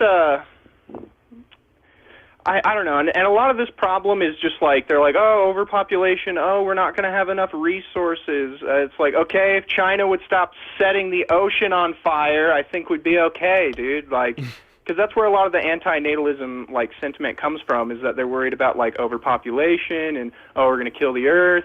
But it's like, dude, me having a couple of kids is, does not matter at all in the grand scheme of, like, India's massive, like, constant air pollution. You know what I'm saying?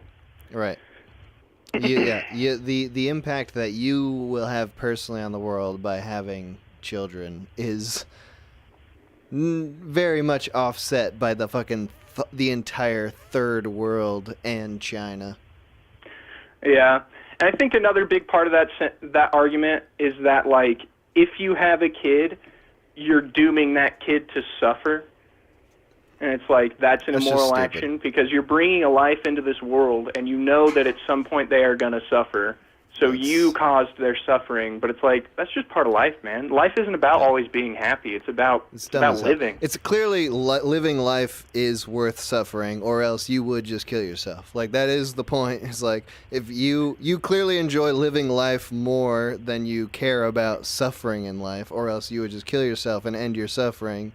So if you're not going to do that, you should probably stop telling people that it's, like, wrong to live life. Yeah. And the crazy thing is the people I have these conversations with are, like, just modern middle-class Americans who, like, have a really good life. Like, you got a nice bed, you got food to eat whenever you want it. Like, I would understand and try to get behind it more if you're, like, coming up to me and you're like, I lived in Iraq and I lost 3 children and, like, and, you know, if your life has had, like, actual hardships, then I would kind of get that sentiment. But I'm talking to these those people actually appreciate life.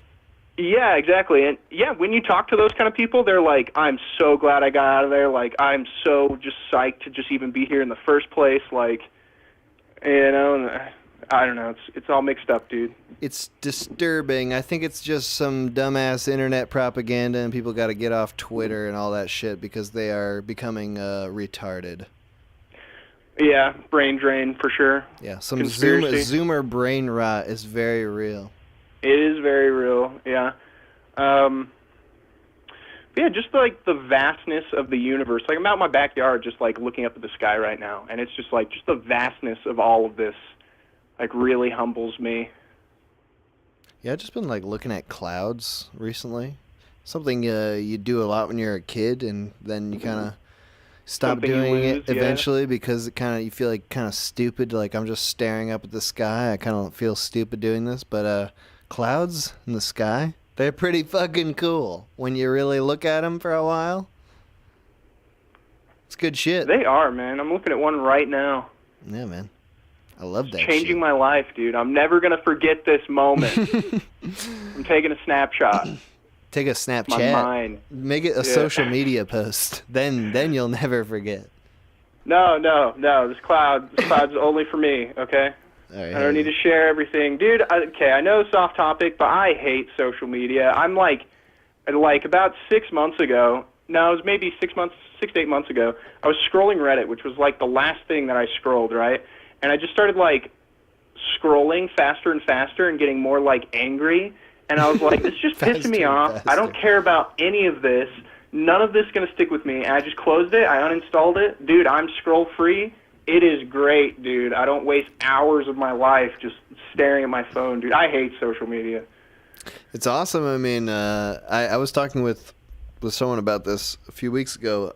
Ned said that like looking at your phone, it like erases your subconscious, and I identified with that because that's the thing I do is when I wake up in the morning, I look at my phone first thing, and it makes me forget what my dream was. If I don't look at my phone and I just wake up and I think about my dream, I can remember what it is. But if I wake up and I just look like, all right, what are my notifications? I'll immediately forget everything about my dreams. Yeah, dude, dreams are important as well. Like they're part of what keep us alive, I think. All right, well, hey, dude, we're going all over the place. So, thank you for calling in. Good talking to you, man. Yeah, I'll try to call in next time. Oh, one more thing real quick. One more thing. Bye. Nice. Plan to sign off. Whoops. Can't fool me. All right. We're going to take a break. Quick break here.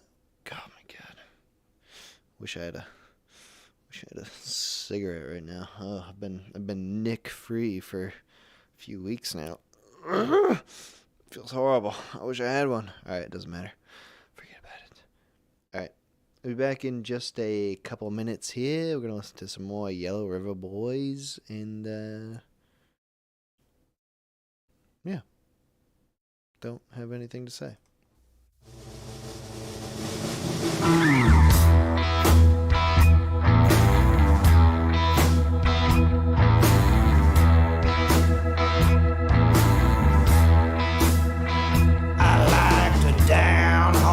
Cooking vinegar and beans. I get the diarrhea, drop my Levi jeans, squatting like a squaw on my new buddy's face.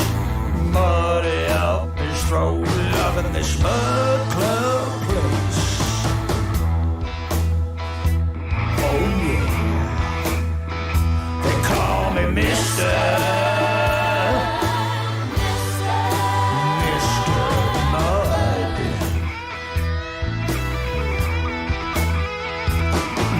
My blood is thicker than crud.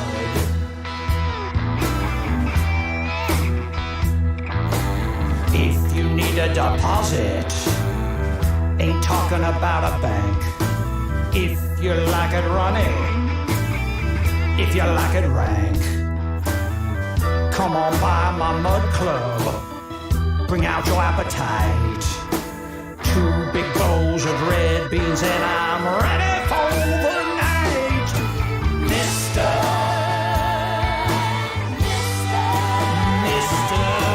Mud.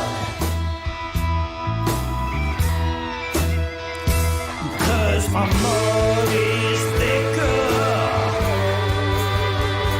than crud.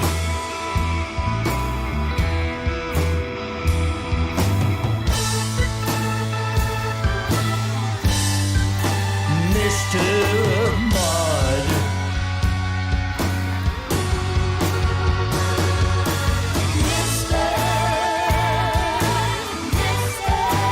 Thicker than crud.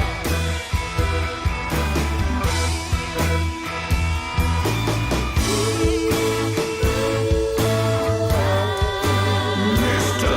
Mud.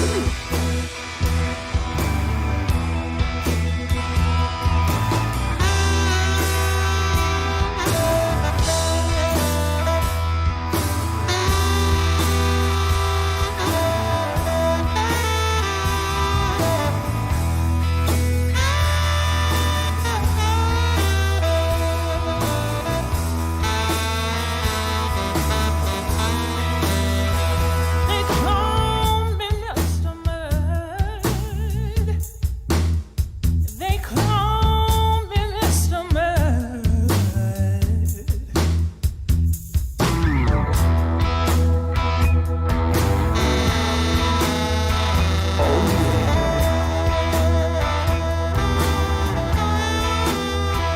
They call me Mr.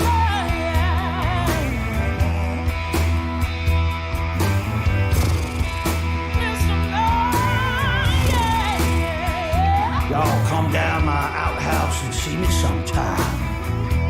There ain't no door. Just lift the seat and crawl down in. 24/7. I'll be down there waiting. Okay, we're back. This is the Humble Colin Show. We're being humbled today. I haven't been humble so far. Not that I can recall. But some people have been humble. We've talked to some humble fuckers. And good on them. Maybe by the end of this show, I'll be fucking humble for once. Call from Jimmy Tim Terrence. Hello? Hello. Who is this? It's Jimmy. I've called once previously, far and long ago. All right, well, Jimmy, what's up? Not much. I've been trying to get through a few times, and I finally did. I'm feeling accomplished with myself. Yeah, dude. Slightly less humble than I would have previously. Yeah, you're a successful caller right now. You're flying high. I know, it's great.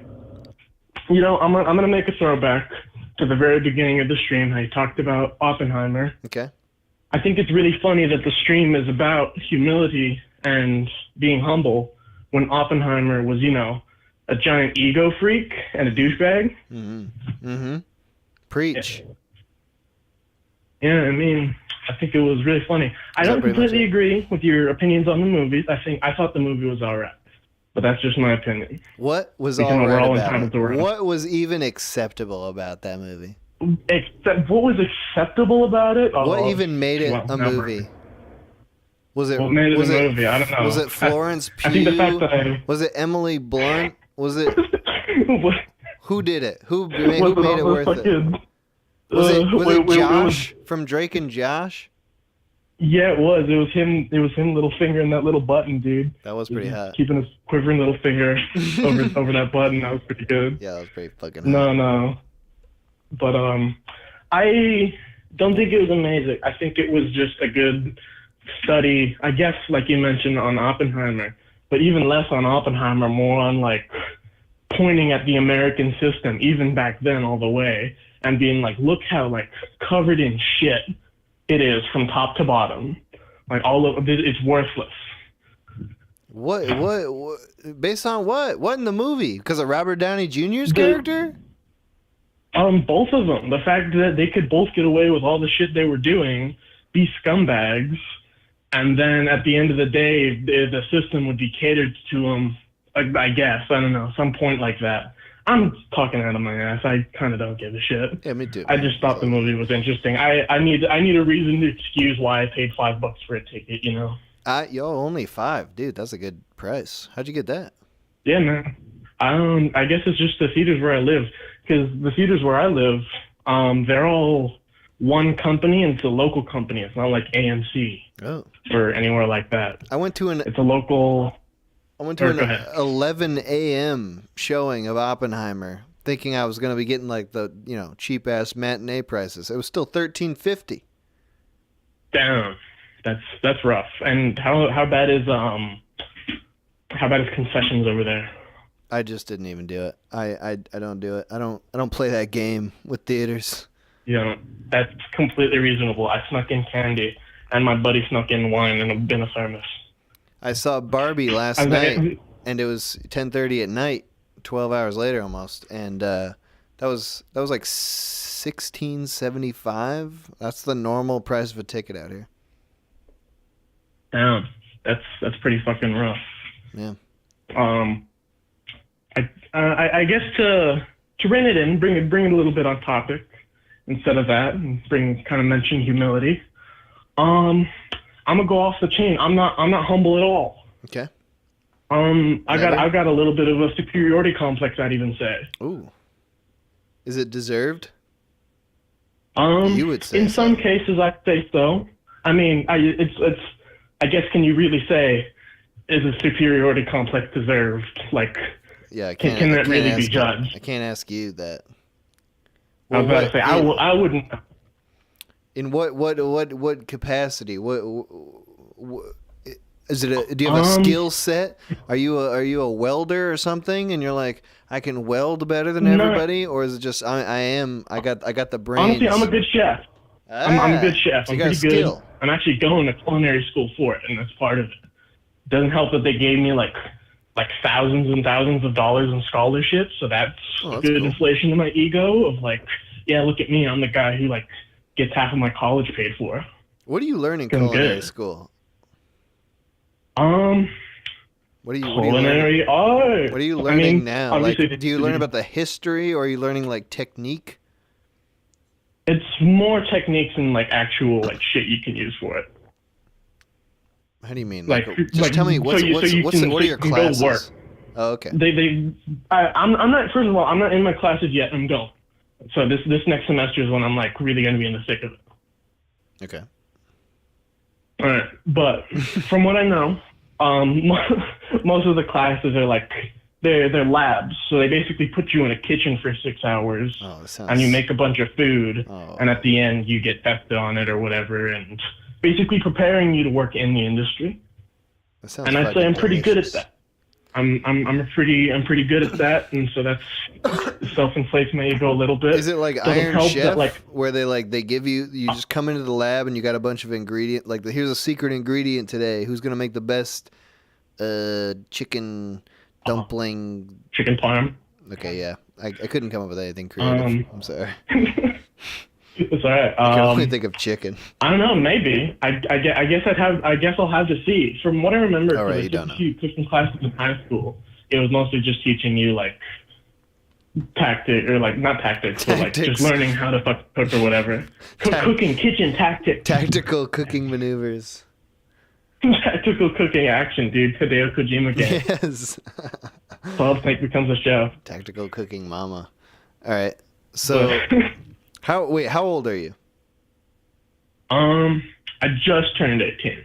Oh my god, dude. I'm a freshly legal boy. Hey, you deserve to not be a humble guy, because you sound like a 35-year-old dude. So you've clearly you've got the confidence here. Nobody should talk any shit about you. You're gonna do great things. I can already tell. All right. Well, thank you, Mr. Oh, you don't believe me? I guess that makes sense. No. No, I believe you. What's this I guess fucking that's tone my of point. voice? I was like, I'm telling you good things here. This is how fucking not humble you are. No, I'm telling you how great you no. are. You're like, oh, thanks. Yeah, I know. I already know. It's not. That's my point. Is that like as throughout my life, I'll be honest, like radio hosts that show up at my mom's wedding. That my parents who are now divorced. A radio host that showed up was like, yeah, you got charisma, kid, and I was like, whoa, really? That's me?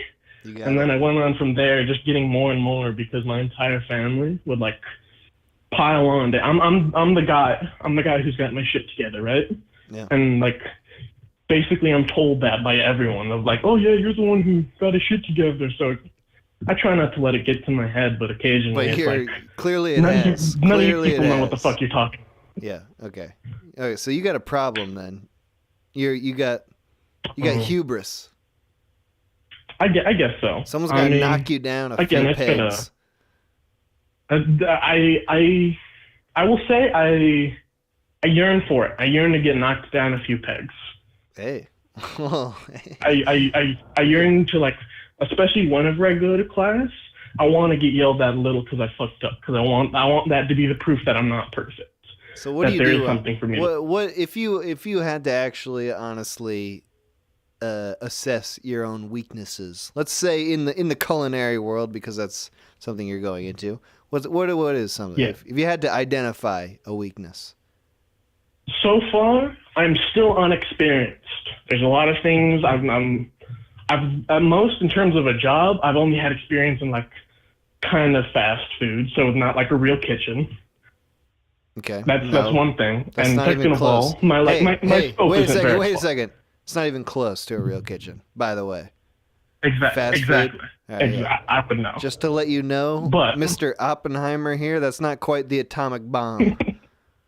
I would say it's comparing apples to oranges. You gotta put a gray patty inside of a microwavable plastic tray. I'll say I will say it was a little bit better because it was a pizza place, so I was actually making the pizzas, not just fucking being a grill jockey. They at weren't McDonald's. like Tony's or like Totina's pizzas. It was an actual pizza. It was another local chain where I live. But they were pre-made, or did you have to pound the dough? Did you have to put your fish in the dough? See, we did do that. We made subs and salads. We didn't really have to do much. It was just we had to make them, but all the ingredients were there. Like, you know how it is, like a fucking Subway, basically. Okay. But the pizza, we had to actually roll it out, toss it in. In the mornings, you make the dough and the sauce and whatever. Oh, yeah. I don't work there anymore, so I can't say we. Okay. But I'd say in terms of cooking skill, my scope is still limited. So whenever I wouldn't have the ego to be like even step up to my mom. Honestly, my mom probably knows a lot more about cooking still than I do. But is she supportive, or is she talk shit to you? My parents are very supportive. I'm happy for that. Dude, this is the problem. Despite the fact that they're not together, they're still able to support both of them. Oh man, that's nice. That's good. Oh yeah, it's nice. So I'm able to live life pretty well. So you're looking though for a figure in your life to force you to be better. Just something to knock me down one peg. Like a good example of what I try to do. I spar with my buddy who fighting? Who he's actually skilled in like boxing and stuff. He knows his thing. I only know a little bit. The only advantage I have on him is I'm like a little bit heavier. How's that go? But so it goes pretty well. It goes half and half because I get to learn a lot, but at the same time, when it comes to more technical stuff like actual proper boxing, he usually kind of wipes the floor with me. Like I'll get a good hit in or two. But in terms of like if it was an actual boxing match of like points and all that, he'd definitely win. He'd definitely be a winner. Dude, I'd like to box you. I'd like to box you right now. I was right now. Is that what it takes to knock me down a peg? How tall are you? A solid jab from the minute hour. How tall are you? I'm 5'7". Oh, I would love to box you, bro. Oh, do we get to know how tall you are? Do I know what I'm going up against? Practically 6 feet. In all practicality, 6 feet. In reality, all right, slightly less than that. But On my license, it says 6 feet. Says 6 feet. All right. Because All they don't measure. On my you. license, it says they don't. They just take your word for it. I've been I love there. that. They're just like they took my word for it when I said I was 220 pounds, which isn't accurate anymore. I lost like 15 pounds, so I'm now only like 205. I'll fucking punch that shit. Think I won't fucking punch you, dude? Fucking. You better watch out, bro. Where you at? You're gonna send me to them. You're gonna send me to the mat, man. I'm never making it back. I want to spar with you, and then I want you to cook me a delicious meal. The ultimate insult. I was gonna say, yeah. What the fuck is the word? You're gonna like domesticate me or something like that? Yeah. You're gonna make me submit to your whims and like be your housewife and shit after you beat me in a fight. That could be cool.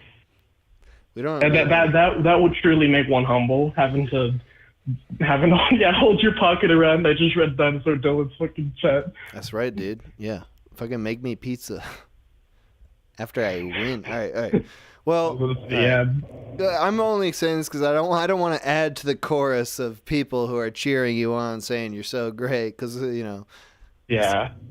Someone's got to. I understand and I appreciate it. Someone's got to friggin' be the barrier here. So, I think you're wrong about everything and probably bad at making pizza and subs and everything. You take back what you said earlier about whatever, and now the tables have turned. I'm an evil man. I need to be punished. I still think you sound like a 35-year-old dude, and so you can take that however you want. Maybe that's a insult in disguise. Like you sound old. And maybe a little bit. You sound old. You sound bad.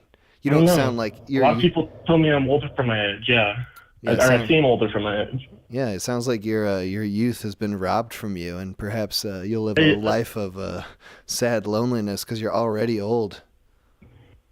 You're hitting in some places that are uncomfortably close to the minute hour. I don't know if I like the conversation. Come on my show, you're gonna be fucking confident. Fuck you. I can't upstage you on your own show. I know. It's my fault. Nah, dude, I wish you the best. And I do want a pizza from you, and we'll arrange that off stream. Well, dude, I'll tell you what. Yeah. For college, it's Rhode Island. I won't say where, just for privacy. But I'll be in the like New England area for a while. Right. You call me back on this number, and I'll get you a pizza, Mr. The Minute Hour. Yeah. All right, cool. I'll do a little northeastern pizza tour. Yeah, dude, it'll be great. All right, cool. Well, hey, thanks for calling in, dude. Yeah, great calling. I'm glad I made it in. I hope someone else can upstage me. Yeah. Let's get more egotistical freaks in here. How about that? All right, have a good one, dude. Bye. All right. Call from Thomas. Hey, man. What's up, dude? How you doing? I'm doing okay. How are you doing? I'm great. Are you ready to be humble right now? I think so, yeah. I hope so. Maybe you could humble me if I start acting out of line and get all confident and shit. All right, I'm ready. Ready to take it down a pig. I feel like I'm in that zone right now. I'm ready to be mean. Yeah, I mean, this kind of opens it up. You've met me in person. Mm-hmm. What is your impression? Am I a humble guy? No. I wouldn't say that. No. So what's wrong? Like, how can I be humble? How would you take me down? I mean, okay, this is the problem with this entire stream topic is like, yeah, humility only goes so far. I feel like people, you only need just a grain of humility every now and then. I feel like generally it's a lot more beneficial to just be like, hey, I'm great and everything I do is important, because it makes you do a lot of things. Totally. I think I wouldn't do anything if I thought I like sucked ass. Is that what being humble is? Like being like I'm trash and like I can't do anything good? I don't know. I've never been humble. I haven't figured it out. If I our meeting, I don't recall you being very humble either. No, no.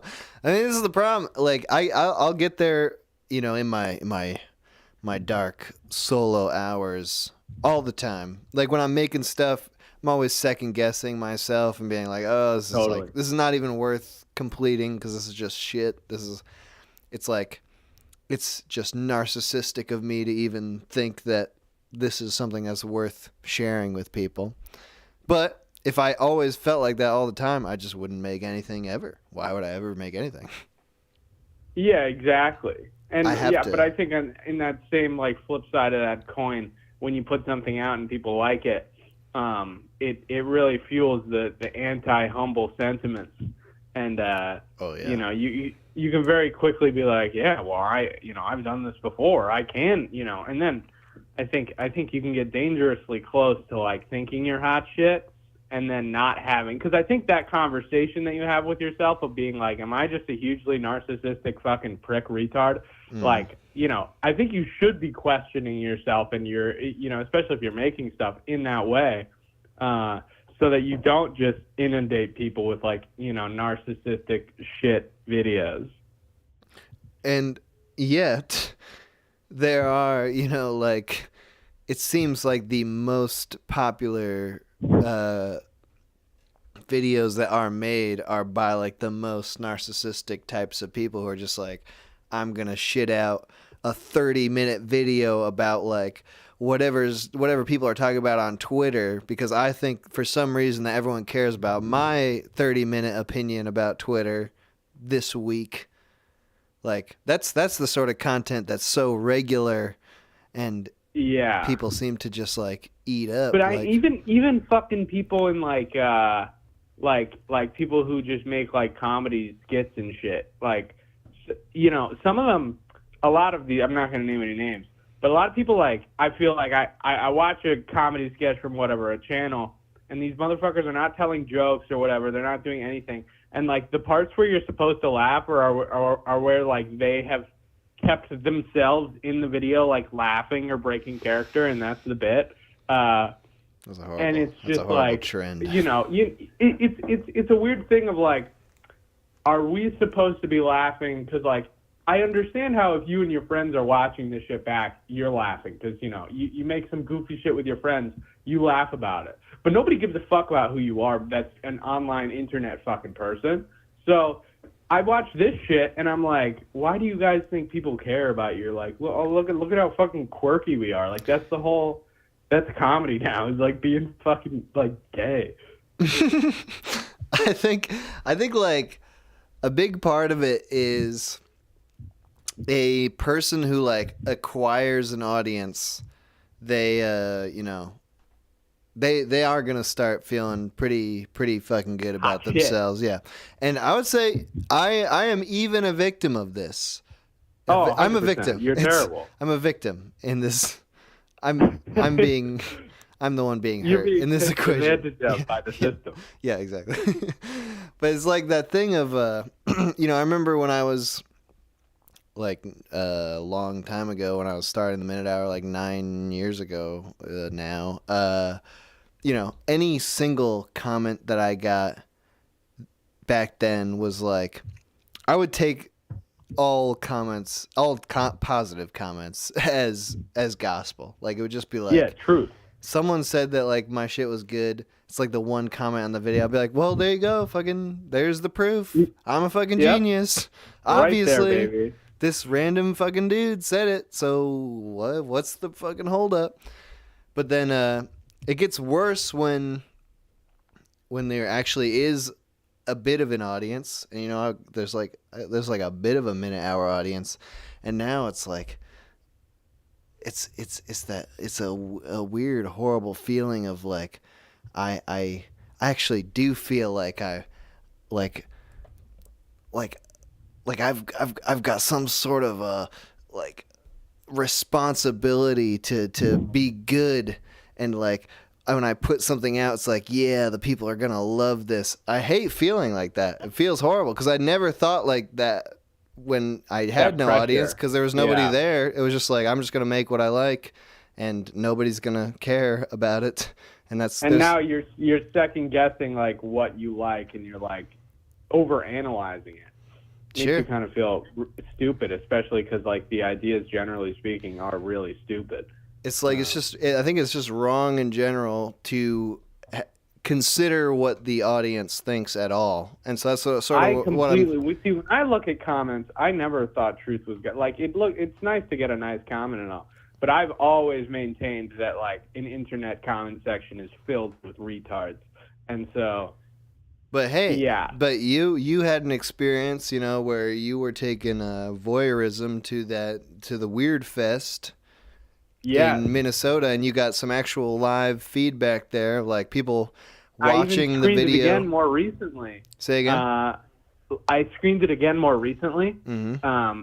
And this time it was a sold-out theater, and it was at this event called Scream It Off Screen. And, this event could theoretically humble a motherfucker, because if your short is bad, the audience gets to yell. And if enough people are yelling, they pull your short off the screen. They hit this big gong, and it's fucking awesome. Ooh, that's rough. And see, this could have been a very humbling experience for me, but it was not, because my thing did not get booed off, and I actually got a huge applause. And it's poisonous because right? But even then, it like that's almost worse, because internet comments can only go so far in making you feel good, I think. To feel good, okay.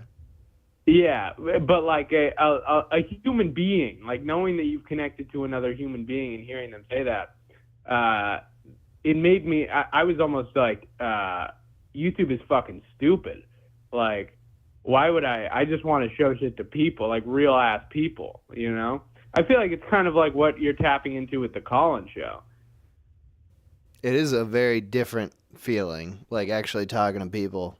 Rather than just like reading comments, like I don't know, but it's like, so there you go. Like you've had IRL real experiences to anti-humbling. Yeah, to affirm that like, hey, what I'm doing is cool and special. I must be a genius, obviously. Yeah. So what do you feel? Do you feel that way? You a genius, bro? Well, I don't feel that way, because I just know, like, it. Well, God, it's like, for example, I'm about to send you something on the fly that's like another big script, right? Mm-hmm. And when I first messaged you about it, I deleted those messages on Discord because I was like embarrassed. I was like, dude, you do I that. sent you a message where I was Stop doing that. Stop deleting your messages. I'm sorry. It's confusing. But I was like, I have the script, but it fucking sucks, and like I'm not sure if I want to do it. And then I spent like 10 days working on it, and now I'm like, okay, it doesn't like suck anymore. So I guess I kind of know that like I'm not a genius. It's just like if you work on something for long enough, hopefully it's not going to be that shitty. I guess I just like it. A genius to me is someone who's like got the fucking thing in the bag and it's natural, I guess. I don't feel like it comes natural. I feel like it comes with like a shit ton of work, and almost in a way like the work is the humbling part, because it's like, could I do this? Like, can I just shit out some greatness? No, it's like I would have to sit in my apartment for 4 months, like, and not look at anything else to get like one experience where I can show something to people and they fucking clap for me.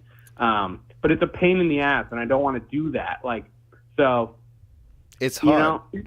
Yeah, it it's is a lot work. of work. It's not. So, it's not just. That's. I've been having the same. I've been having the same experience. I'm trying to like work on this new like special, like an album. And so it's like this, I'm trying to work on this like 40-minute thing. It's really, really, really fucking hard. And I've been having to devote so much brain power to it every single day, and it kills me. Like when I can have 2 full weeks of like thinking about it every day and making no progress at all. And I definitely, during like the making of what I'm doing now, it's like just thinking like, I'm not even good at like doing this shit. Like I clearly can't do it. Like I'm trying over and over every day and I just can't even do it. So I think that like people will have like, you know, they build their expectations of what you're capable of. They overhype it. But yeah, I think we also, as people who make stuff, we have to overhype ourselves a little bit to just convince ourselves to do all the work that it's like it's going to be worth it in the end. I think so. And even if you like fall short of your vision, it's like, you know, hopefully you're getting close enough that you're like, I did something. Right. But I was feeling that way today. Today's like the first day where I didn't have like a client job to do.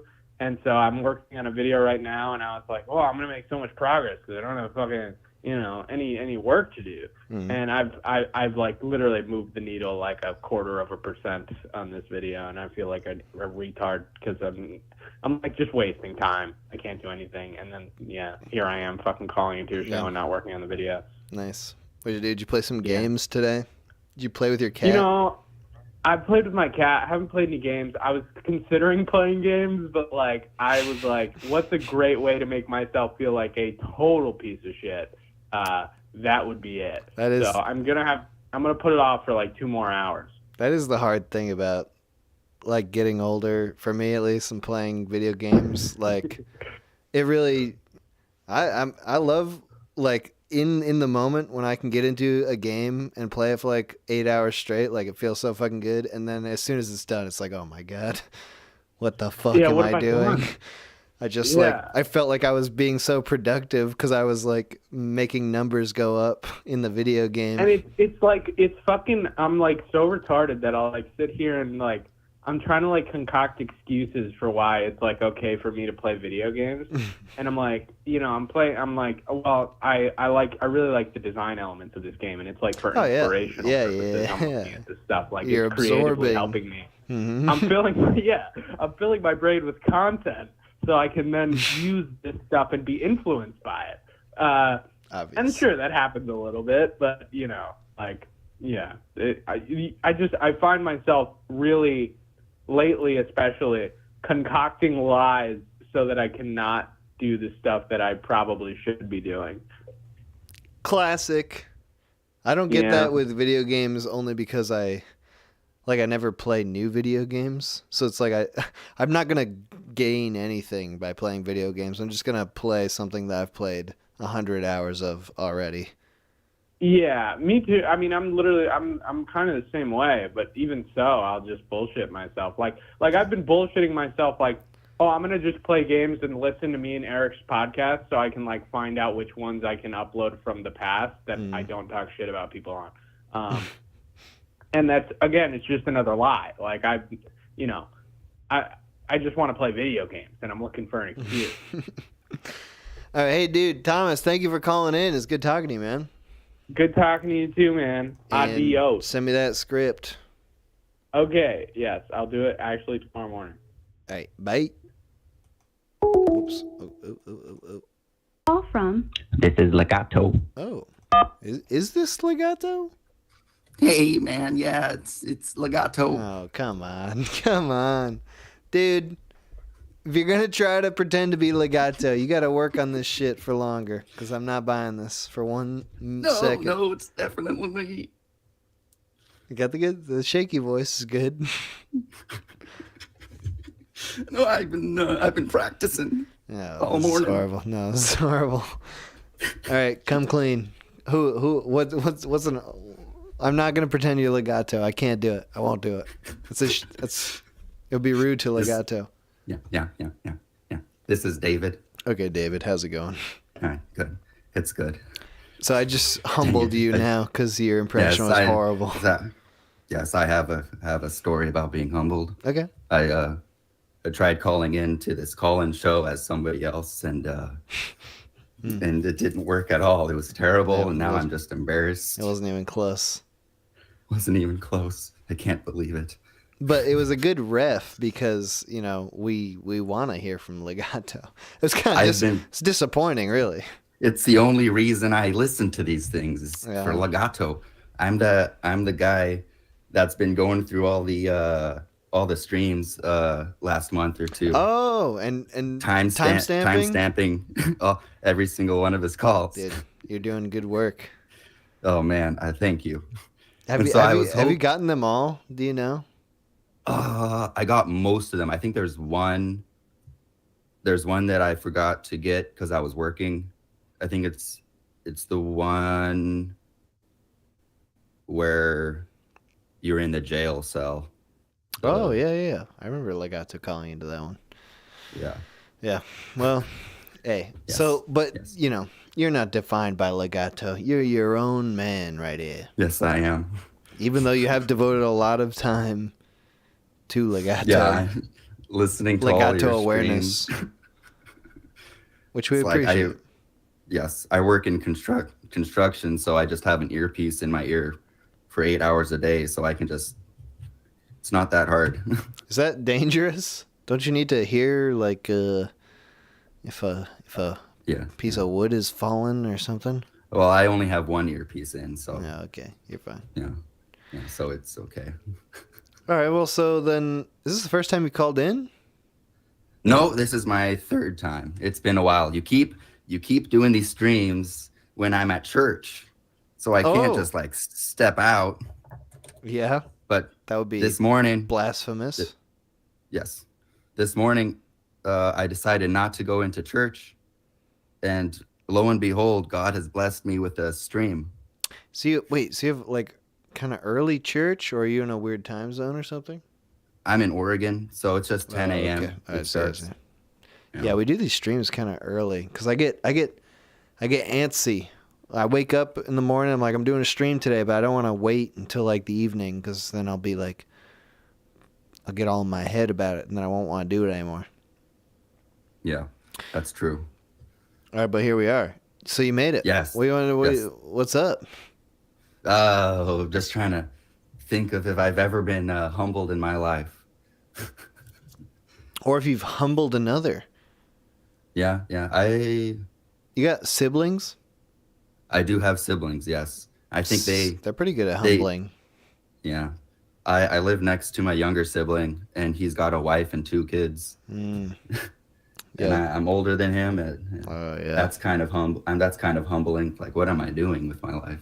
Yeah. What are you doing? Nothing. If I'm not listening to your old streams, I'm listening to all the Gilbert Gottfried appearances on the Howard Stern show. and so I was humbled last week. My parents drove up and we were all hanging out at my brother's place, and apparently I was making too many Jew jokes. Oh no. Yeah. And so they called me out at the dinner table in front of everybody. It's like, hey, you're that's like the 3rd Jew joke in 5 minutes. What's you need to stop that. I think I've been listening to I've been listening to too much Gilbert Gottfried, I think. Yeah. That's a rapid rate. 5 and 3. Yeah, yes, exactly. I couldn't believe it. And so I toned down, and I'm still allowed to go over there. All right, so now the jokes are just, they reside inside you, and you don't feel the need to express them. Exactly. Yes. Does that feel better? In a better crowd. Do I feel? Yes, I do. Well, that's good. Maybe, yeah. So you had a slight humbling experience there. People they'd had enough of your. Yeah, I guess. My dad thought it was funny. Oh, so it's just mom had a problem? No, she didn't even have a problem. Who? It was just my brother and his your wife. brother. Oh, come on. Yeah. Like, way to rub it in. Like, I have a wife and a family, and I don't like your Jew jokes. Yeah, exactly. They've been messing with me for a while. Like, I love them and stuff, and I'll go over there and hang out every now and then. But they'll try to humble me left and right. You know, like. What do they do? Like, you can't be friends with this guy because he sexually assaulted somebody. I'm like, I don't even know if that's true. They say that about me? Yeah, yes, exactly. Come on, that was so long ago. I keep telling him that. It's like, and there's not even any changed proof. man. And yeah, it never happened either. And then one time that I couldn't even see the kids or see them for like months because they accused me of like just being crass and stuff. It was crazy. There was this whole thing. What'd you say? Where like I didn't even say anything, but I ended up I broke down and like apologized for something I didn't even do. But it wasn't just me, it was like a whole bunch of people, like my whole family they were attacking. All right, you've given no details about this story. No. I would be interested to hear what you're talking about. Like, well, you know, I'm just as confused as you are because they were never clear. I think they just love drama. Like the one thing that I can remember is they accused me of saying the N-word in front of the kids, which I never did. You know me. I'm not like that. I mean, I'll make a Jew joke, but I'm not about to like drop the N-bomb in front of these small child. Right. You might say, quote unquote, the N-word, but not the N-word. Right. Exactly. And they had like this, they had this marriage counselor, and they brought me and my older sister into it because nobody was allowed to see their kids. And so we were meeting with the marriage counselor and them over video, and we're like right next door to them. Oh, you're FaceTiming? Yeah, FaceTiming their marriage counselor. It was crazy. Could you explain what you're talking about? Your brother and his wife thought you said the N-word. Is this all a big joke? No, it's not. But I mean, I feel like it's a joke because. What N-word did you use? You must have said some sort of N-word. I didn't say anything. I think that. Did you say Negro? Like they. No. I had to think about it. No. They're just like these guys. Do you say Negress? Yes, exactly. Yes. What I need the details here. I can't. No, I didn't say anything. What happened? You said something. You must have said something. Nothing. Well, I probably made jokes and stuff, but I never said anything like that. Like what? I don't even remember. So the thing is, that reminds me. That okay, go on. Their whole life, especially for the wife, they just love drama, and they're like, if you do one thing, if you hang out with somebody they don't like, then they'll freak out, and then you can't ever hang out with them again, you know. And then in a little bit they'll forget about it, and we won't ever talk about. Well, it's never even happened. And so I think, like, I was living in their shed for a couple of months while I was trying to get settled. And I think I just overstayed my welcome, and then they just get bitter. And they just start telling them, they just start thinking about things like telling themselves that I'm a bad person. And then, you know, once you like lie to yourself enough, then you start believing that lie. It all boils down to they just really love drama. And okay, dude. Yeah. I want to believe you. I want to be on your side here, but I feel like you're leaving out some sort of vital details here. Do people or tell me, do these people just fully make this shit up, or they're just saying like, we think he's a bad guy and we're just gonna pretend out of nowhere that he's slurring? Come on, dude. Seriously? No, people. Some your people own are crazy, flesh and dude. blood. Yeah. Yes, that's what pussy does to a guy. Oh my god! How did you say good pussy? Well, I was about to say good pussy, but so his wife, she's a good looking lady. That's what you're saying. She's worth it. She's worth lying. She's worth the slandering your good name forever. Yes. Wow, that's hot. Yes, exactly. That's super hot. And so they've kind of humbled me. I would be humbled, but I would also be hard. Just being like, that's how fucking good this. All right, I don't want to go into this. I don't want to get horny. Yeah, me neither. I don't want to get horny about your brother. I should have never brought this up. There's something missing here, though. You know, I don't feel like I've gotten to the bottom of this. Well, I agree. There's something missing. because I feel like they've you're never the one brought. who's not giving me the whole story. It's them who's not giving me the whole story because I don't even know. Are they around? Could I get them on the line? No, that'll just destroy everything. I think I could talk to them. I could be your advocate. No, that's a really bad idea. I already, in the middle of this, I decided I probably should not have even brought this up because now this is going to be online. He knows about you and these streams. I do not want him hearing about this. Is he around? Could I please talk to him? Please? No. Or her? I would be so normal, dude. I would It's be. just impossible. They are around. That's what you're saying. No, it's just impossible. Dude, get these fuckers on the phone right now. I'm about to be your advocate. I want to say positive things about you, dude. I think that's just like... Why don't you believe me? Why would I lie? Why would I lie? Well, because I know about these guys. If they know I was like talking shit about them and bringing this up to a whole audience of people, I'm not gonna say they're that. gonna be like, I'm gonna bring it up naturally. I'm not gonna say like, oh yeah, I was talking to this guy. He's talking big shit. I'm just gonna be like, so when's the last time you heard the N-word? And then we'll find out. We'll get to the bottom of this from there.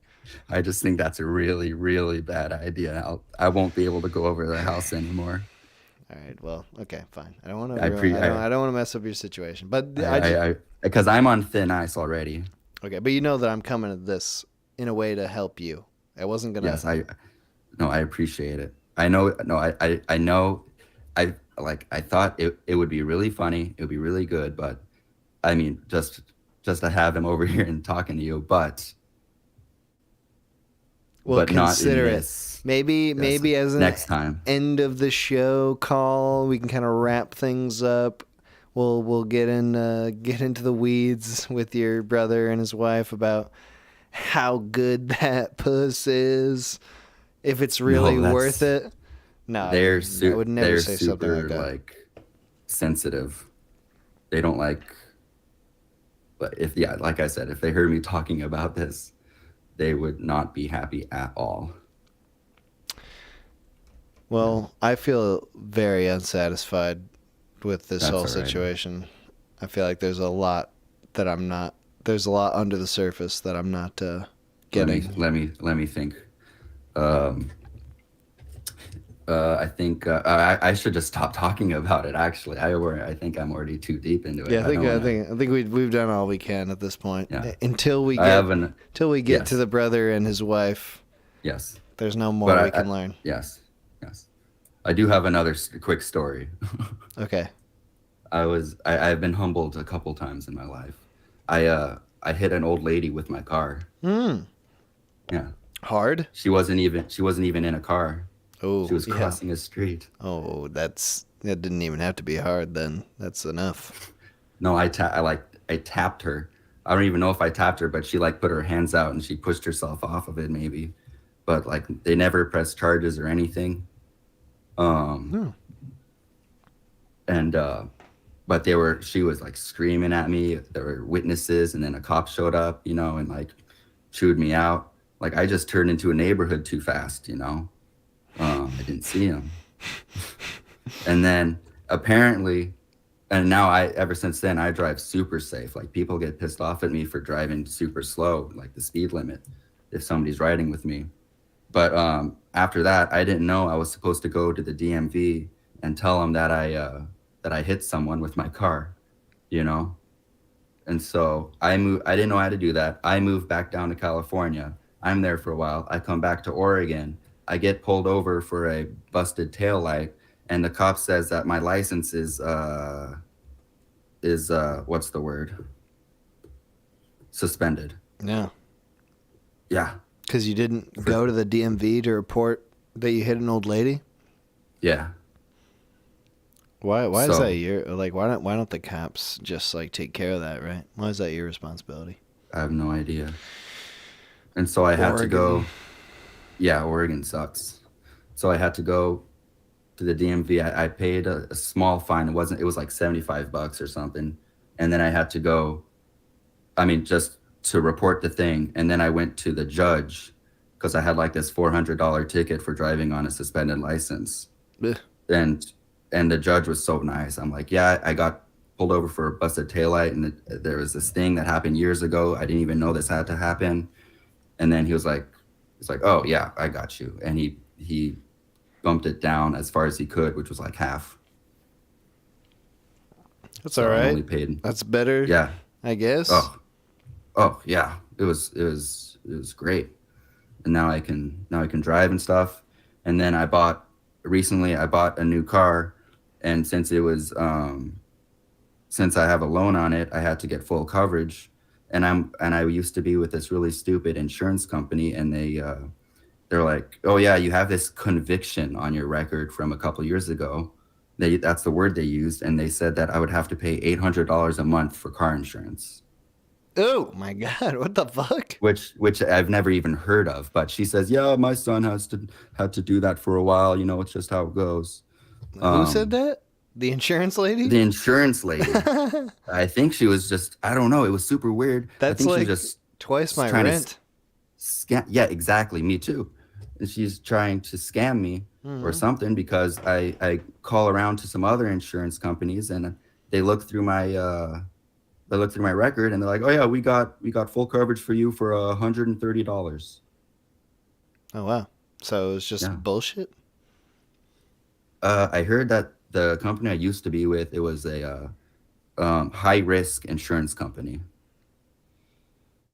So I can't imagine paying $800 a month for full coverage. I think the lady was fucking with me. Dude, she was like, yeah, it was like my son had to pay me $800 a month for his insurance. It was a great time. I would love for you to do the same thing. Yeah. Oh, hey, dude. Yes. Thanks for calling in. Good talking to you, man. Thanks for picking Next up. time- Always a pleasure. Next time we'll get, the whole fam on the line, and we'll get to the That's bottom right. of this. I'm sure we will. All right, good.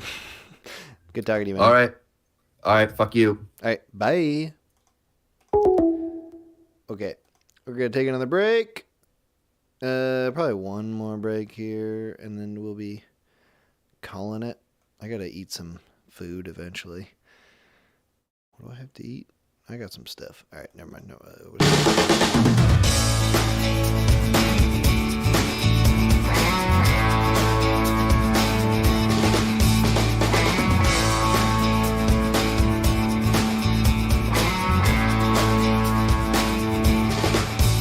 There's a truck stop, exit 341. They sell apple juice by the gallon. There's a trapdoor that leads down below, a spiral staircase. They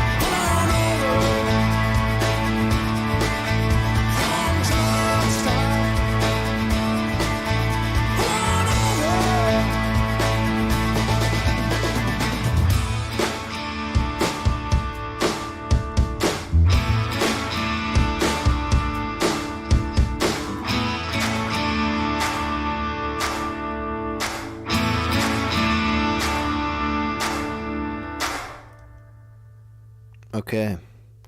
I'm sitting now. I'm in the seated position. I've been standing the whole show. Now I'm tired. I'm gonna sit down here.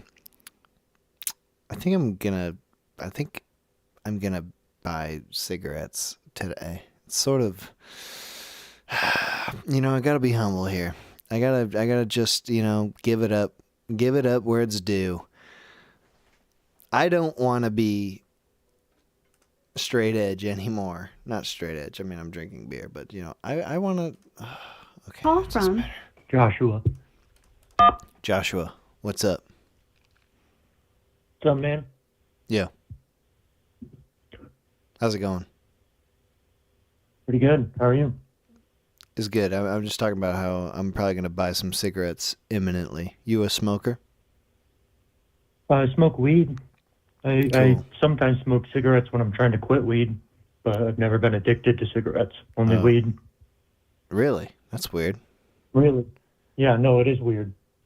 I mean, weed's And I don't like good drinking too. either. Oh, My doctor told me I might have allergy to alcohol because every time I drink, it hurts my back really bad until I get drunk, and then it feels good. What? Does the drinking affect your back before? What do you mean? So when I start drinking, right in my spine, it just hurts so bad. You know when you have to crack your back and it's stiff and it kind of hurts? It's like that, but intensified. But triggered by drinking? Yeah, no. It's fucking weird, man. That is weird. Well, so then that's good though. That's good. Drinking doesn't do it for you. That's good. Yeah, no, it is good because my whole family on my dad's side at least, and I think my grandpa on my mom's side have been severe alcoholics. So yeah, there's definitely a history of some alcoholism in my family. I feel like it's just kind of the old timey. Yeah, that's the old way of doing things. Yeah, it's no big deal. Now I feel like it's more common to be addicted to weed, which I am also. Yeah, no, it's I live in Colorado, and I just started getting of age when I was 15 when they legalized weed.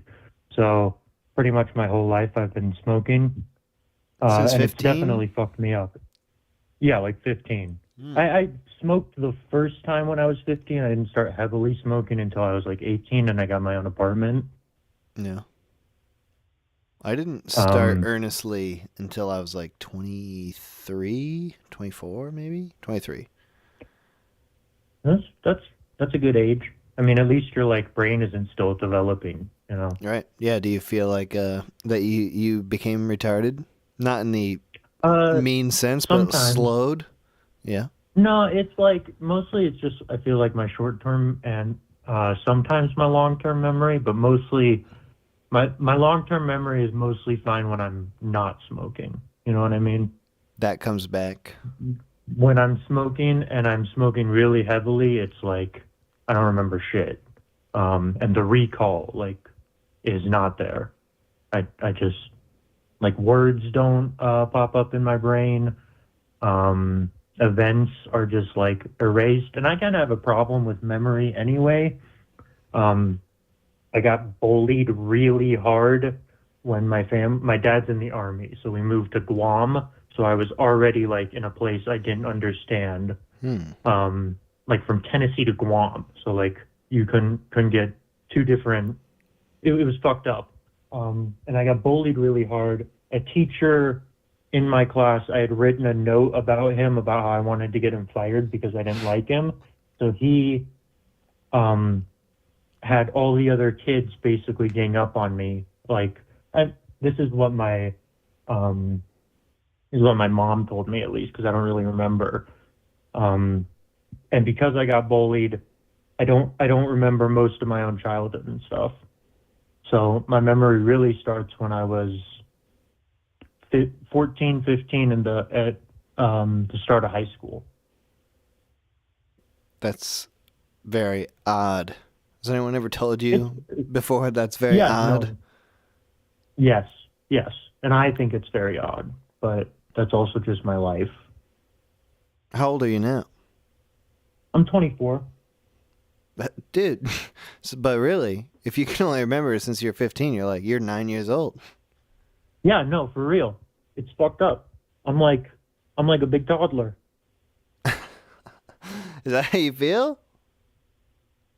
Sometimes when I'm really being down on myself, because I've always had a hard time like holding down a job. I've only just now started going back to school this last year. What are you trying to do? So what's your school plan here? I started going for psychology, just kind of like a general non-specific major. I think I might switch it over to social work, but I'm not entirely sure yet. Psychology, social work. Also, what about those? I mean, that field. What appeals to you about that? I like helping people. I kind of learned that when I started volunteering at a mill dog rescue that we have in town. I was always super antisocial, so I excuse me. I developed like social skills by connecting to animals, and then through the mill dog rescue, eventually with people as well. All right. Well, so hey, the topic today is humility and humbleness. Yes, sir. Do you find that? Do you have things you want to talk about in yourself there, or are there people who you try to help and you find they do or don't have that? I was going to talk about something that happened to myself. Sure. Where I was humbled, pretty horribly, and people in the chat are already calling me a psychopath, and this is just going to make me seem like severely fucked up, but that's okay. Okay. When I must have been 19 at the time. This was after I got my own apartment. I was living with my best friend at the time and my girlfriend. And I had just gotten this job as a, I can't remember the title. It was basically like a overpaid intern at a, it was an Air Force, no, it was contracted by the Air Force. It was like training young pilots. And I basically just like checked them in and out. And I was getting paid like $24 an hour. And so I had gotten a really big ego about this job. And one day, I can't remember what we were fighting about, but I was fighting with my girlfriend, and I basically like screamed at her that I was the only person in the apartment that could hold a job like that down. I was the only person who could get a job like that in the first place. Shit like that, just like being like insane and a psychopath. But like a month later, I lost the job. So I actually resigned because it was, I was just freaking out in my own head. Were you still dating your girlfriend when that happened? No, I never hit her, but I was. No, I said were you still dating? I didn't say hit. Oh, sorry, I misheard you. Dude, I didn't assume that you were fucking beating on your girlfriend. So No, were you still beating her then? Yeah, I was still dating her then, and I dated her like a year or two after. But we always had a super abusive relationship, and I was really bad. I was really emotionally abusive, really manipulative. I was a compulsive liar. Like what? About what? Just shit like that. What would you compulsively lie about? Anything, dude. Literally, like the smallest shit. Like, did you fucking leave the toilet lit up? No, I didn't do that. Did you, eat a sleeve of my Oreos? No, I didn't do that. It must have been somebody else. And I would, lie to myself in my own head all the time. like the ego thing, you know, just because I was super insecure. Yeah, I mean, is that like it's, I feel like in those situations you just described, sort of like that's like a very short-term solution, or just like get you out of trouble in the moment there. Right. Exactly.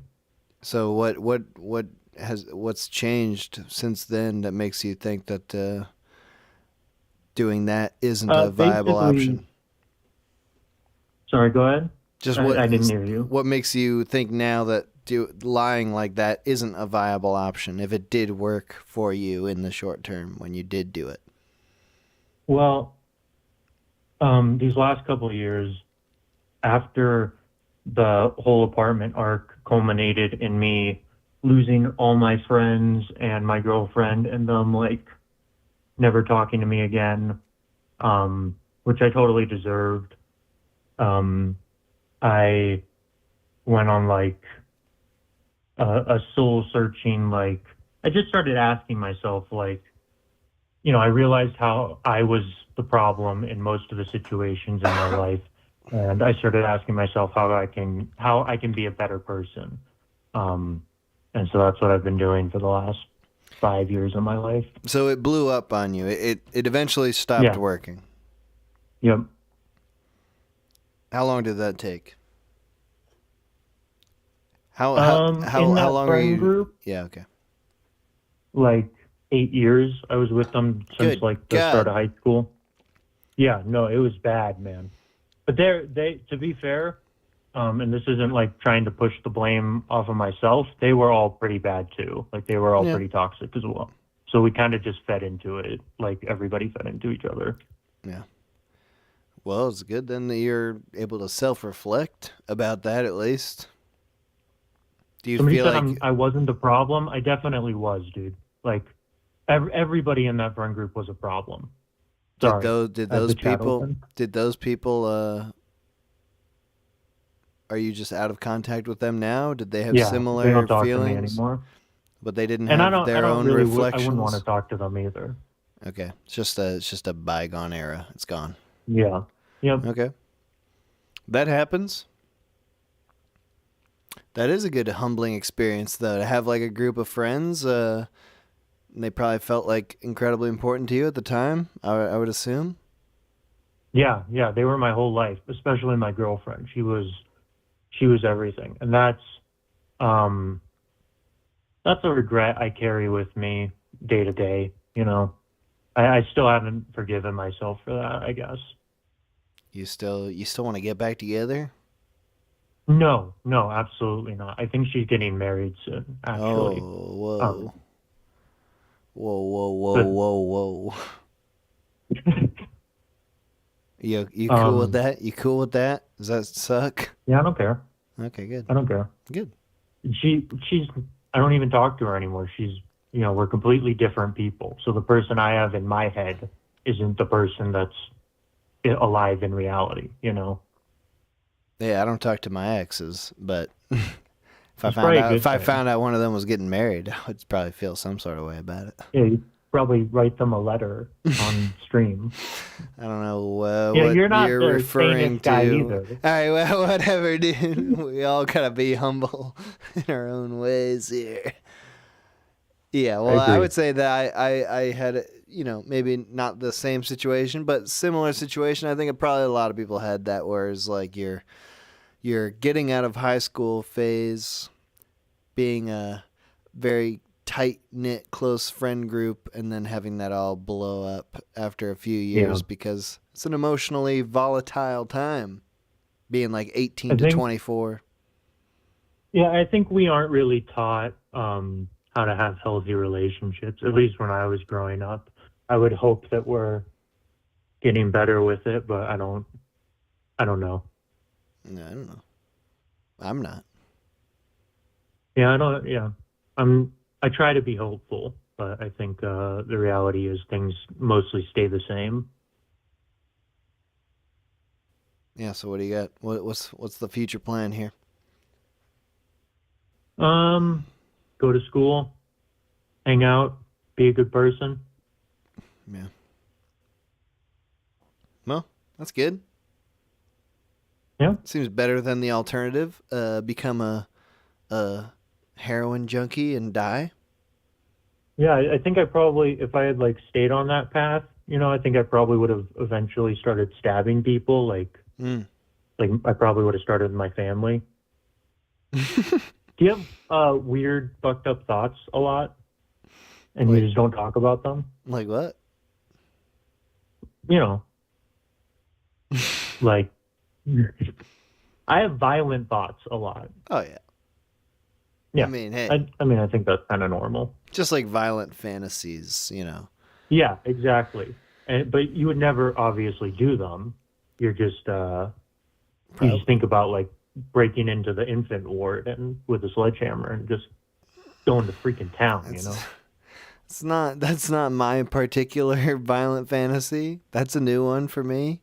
Do you have a specific one? Because mine tend to just kind of be all over the place. Mine are just, about people who have wronged me either in real life or in my imagination. Yeah. So That's pretty common for me too. Yeah, I can imagine a very complex scenario of violently getting retribution on a person who has not actually wronged me in real life, but I've imagined that they have wronged me. I could think about that for like an hour. What's the worst thing somebody has done to you in your own head? I can't. That's far too personal. I'm afraid I cannot. That's fair enough. I cannot explain those inner workings. But hey, man, it was great talking to you. Thanks for calling in. Yeah, you too. You have a great day. You too. Call from Jack. Jack. Hey, how's it going, Minute? Good, dude. How are you? I'm doing all right. I was a little bummed out. I missed your last show, man, but I made it on this time. You wanted to talk conspiracies? I have an interesting one, sure. I was actually driving, so I don't even know what the topic is for this one. It's humility. It's being humble. We're talking about times that you were wrong. Oh, fuck, man. You don't want to talk about that. Really? I mean, I probably could think of some good ones, but I mean, can we do conspiracy? And then if that gets too politically incorrect, I'll switch over to why I'm wrong about my conspiracy. Yeah. All right. Let's start with your conspiracy. Well, I mean, first, you doing all right, man? How you been? I'm good. I'm fine. Well, yeah. I'm having a great time. All right. You seem like you were pretty hyped for the fucking conspiracy episode. I was like, God damn! I took a nap. Either way, I don't want to burn up all your time. I'm on the tail end of this stream here. I'm really, really right now thinking about how badly I want to smoke a cigarette right now. So I'm fairly distracted, in all honesty. Okay, I'll try and make it quick, man, because I know that feeling. All right. But so I have this conspiracy that some of the mass shootings that happened were just like completely staged. Oh. Now, not staged as in like they didn't happen. Staged as in like some of these things just don't make sense. Some of these things just don't fucking add up. Like there was this one over in El Paso, and the guy bought an AK and took the fucker all the way to El Paso. Mind you, he didn't live in El Paso. He had to drive like 3 or 5 hours, some ridiculous amount of time to drive to El Paso to shoot up a Walmart in El Paso. And he only brought one magazine of ammunition to shoot the place up. And it's like, dude, hi. It's like, dude, do you know how many Walmarts he had to have passed going to El Paso to shoot up that fucking Walmart? Like, it just doesn't make sense. And then it was for some bullshit reason, like he just doesn't like Mexican people or just something dumb like that. And it's like, why would you only buy one fucking mag worth of ammo if you just want to like shoot some fucking people up? You know what I mean? Things like that. That's a good point. Don't make fucking... That's a good point. I mean, it's like if you were doing a local shooting, And then it's like you could give you the argument. It's like it was spur of the moment. It's like I only had the one mag, but I also only had to travel 2 minutes. So it's kind of it was a snap decision. But it's like if I'm gonna drive several hours, well, it's like there clearly was a plan, but I just didn't plan to get as many bullets as possible. It doesn't make sense. Yeah, I mean, driving there for like 3 to 5 hours, you have to be thinking about like what you're gonna do. Like, okay, I'm gonna run in there, and this is what I'm gonna. It's like, at no point you thought, maybe I should get some more ammunition. Maybe that would be a better idea. Just so what weird. do you think? You think it's like FBI? Weird. Like, what is it? What's the explanation? I don't know. I honestly don't know. I mean, yeah, you could go like the route of like, it's the goddamn liberals trying to take our gun rights away by doing all this bullshit. And It's like, I don't know. I don't know. Just certain things don't add up. Like, I can't remember where the other one is. I want to say it was like Dallas, Fort Worth. It was like back in 2018 or some shit like that. This guy with like real shit equipment, goes up and starts shooting a federal building, and the security guard dirt naps his ass with 1 9mm to the fucking chest. And it's like, granted, maybe it's just, again, really bad planning, maybe a spur of the moment thing, but it's one of those things where he didn't even fucking hit anybody. Was that fat white guy like running away in the parking lot?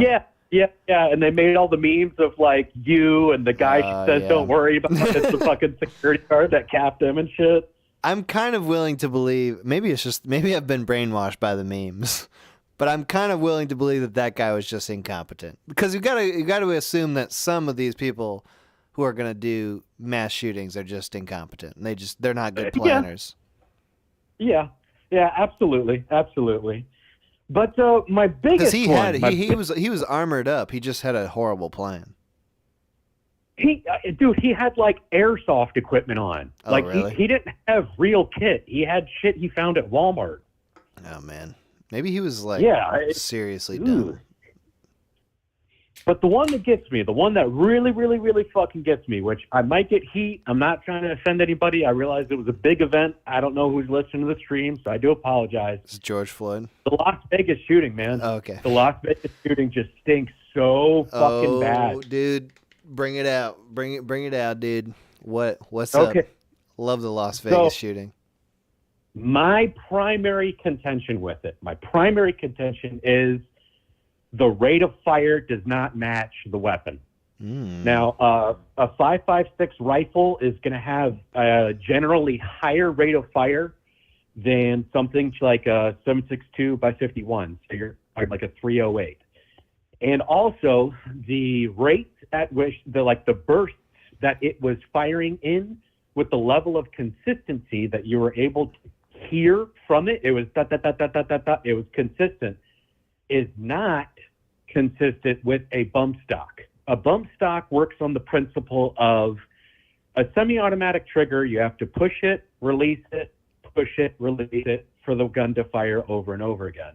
The bump stock uses the recoil of the gun to push the entire gun back while you're holding the stock still, so the trigger leaves your finger, and then when the recoil is finished, you're going to naturally pull the gun forward, and they kind of pull the gun into your finger, thus firing the gun again. Now, if you look videos online, bump firing, a bump stock, all that kind of stuff, you have a lot of difficulty getting consistency out of bump fire because it's not mechanical. It's you doing it with your own fucking arms. So you're not going to get a consistent rate of fire out of it. And it's really easy to make the gun fuck up because there's mechanisms inside of the gun that when the bolt comes back to pull the hammer down to cock it, the bolt goes forward, but the hammer needs to stay back. Otherwise, it won't have enough energy to detonate the cartridge. That will be called riding the bolt home with the hammer, which you can do if you're bump firing a weapon, because you're kind of trying to skip steps in the firing sequence or just speed it up too quickly that you can just make it fuck up. In all the recordings, you don't hear that happening. You don't hear like a da-da-da. because he's got an inconsistent rate of fire because he's not applying the same amount of pressure. So that is the big thing to me, is it's like the rate of fire of that weapon and how long those fire bursts are not consistent with a 5.56 rifle. To me, that sounds like a belt-fed 308. Okay, dude, you clearly know more about guns than I will ever know. So I'm not trying to question you here. But okay. And I haven't seen these videos since they came out, but I do recall an inconsistent rate of fire. That's something I recall specifically about the sound of these videos. It's like it wasn't just a it was like a that's what I remember. But maybe did I misremember this? Is this I don't know. I mean, the clips that I saw, it was just a consistent tut tut tut tut tut. But I haven't seen them all. I gotta rewatch I could this be shit. fucking wrong. What do I know? Gotta I rewatch this shit. Even so, it's all fishy as hell. This one, they never. Huh? Like, why would he bring so many fucking rifles? Like, dude, honestly, you could bring one rifle with a fuckload of magazines and you're fine. Like, why bring so many guns? That doesn't make sense. They never determined a motive or anything. They were just like, oh well, it's just a crazy guy just decided to open fire. That's weird, isn't it? And it is weird, but I don't know. I don't know what the problem with all these is I don't know what the goal is. Is it just the idea of they're trying to take the guns away? So we need the bad gun events to happen, but it's those happen naturally with just gang violence and shit. People are killing each other with guns. Do we actually need to stage events? If anything, what would be my first inclinations is probably, number one, keeping division amongst people, because it will be the constant narrative of the gun control advocates being see, this is why we need to take it away, and then the Second Amendment advocates that was the thing. That was the thing with the Las Vegas shooting was nobody cared. Nobody cared because it was a country concert. It was a bunch of white conservatives being killed. So everyone was like, "Oh wow, that's bad," but we don't actually care because it wasn't really the right demographic to be killed. Because the people who are being killed are the people who we're against. So it's kind of I guess we'll just ignore this one generally. So that's what that's why that one's so weird to me personally, because it was they were killing the wrong people. If it was some sort of orchestrated event. Yeah, absolutely. But what does that mean? What does that mean? It could also be distraction, because I don't follow politics all that closely, just because I've kind of gotten to the point in my life now where I'm content with the fact that I'm a peasant. In history, in the grand scheme of history, I'm just a fucking peasant. Yeah. My vote doesn't fucking matter. My opinions don't fucking matter. I am at the mercy of the tides of history. What's going to happen is going to happen. I don't know. So That's to true. me, it seems like it's also a good distraction, as it's if you have the whole country looking one direction and being oh my God, this mass shooting, and then of course it's the same arguments, it's the same tweets, it's the same thoughts and prayers, and we need to change this, and rallies and protests and all this kind of bullshit. Is okay, well now let's go ahead and get this deal signed to $2 trillion that goes to our pocket. You know what I mean? If it was meant to be a distraction, I mean, think about.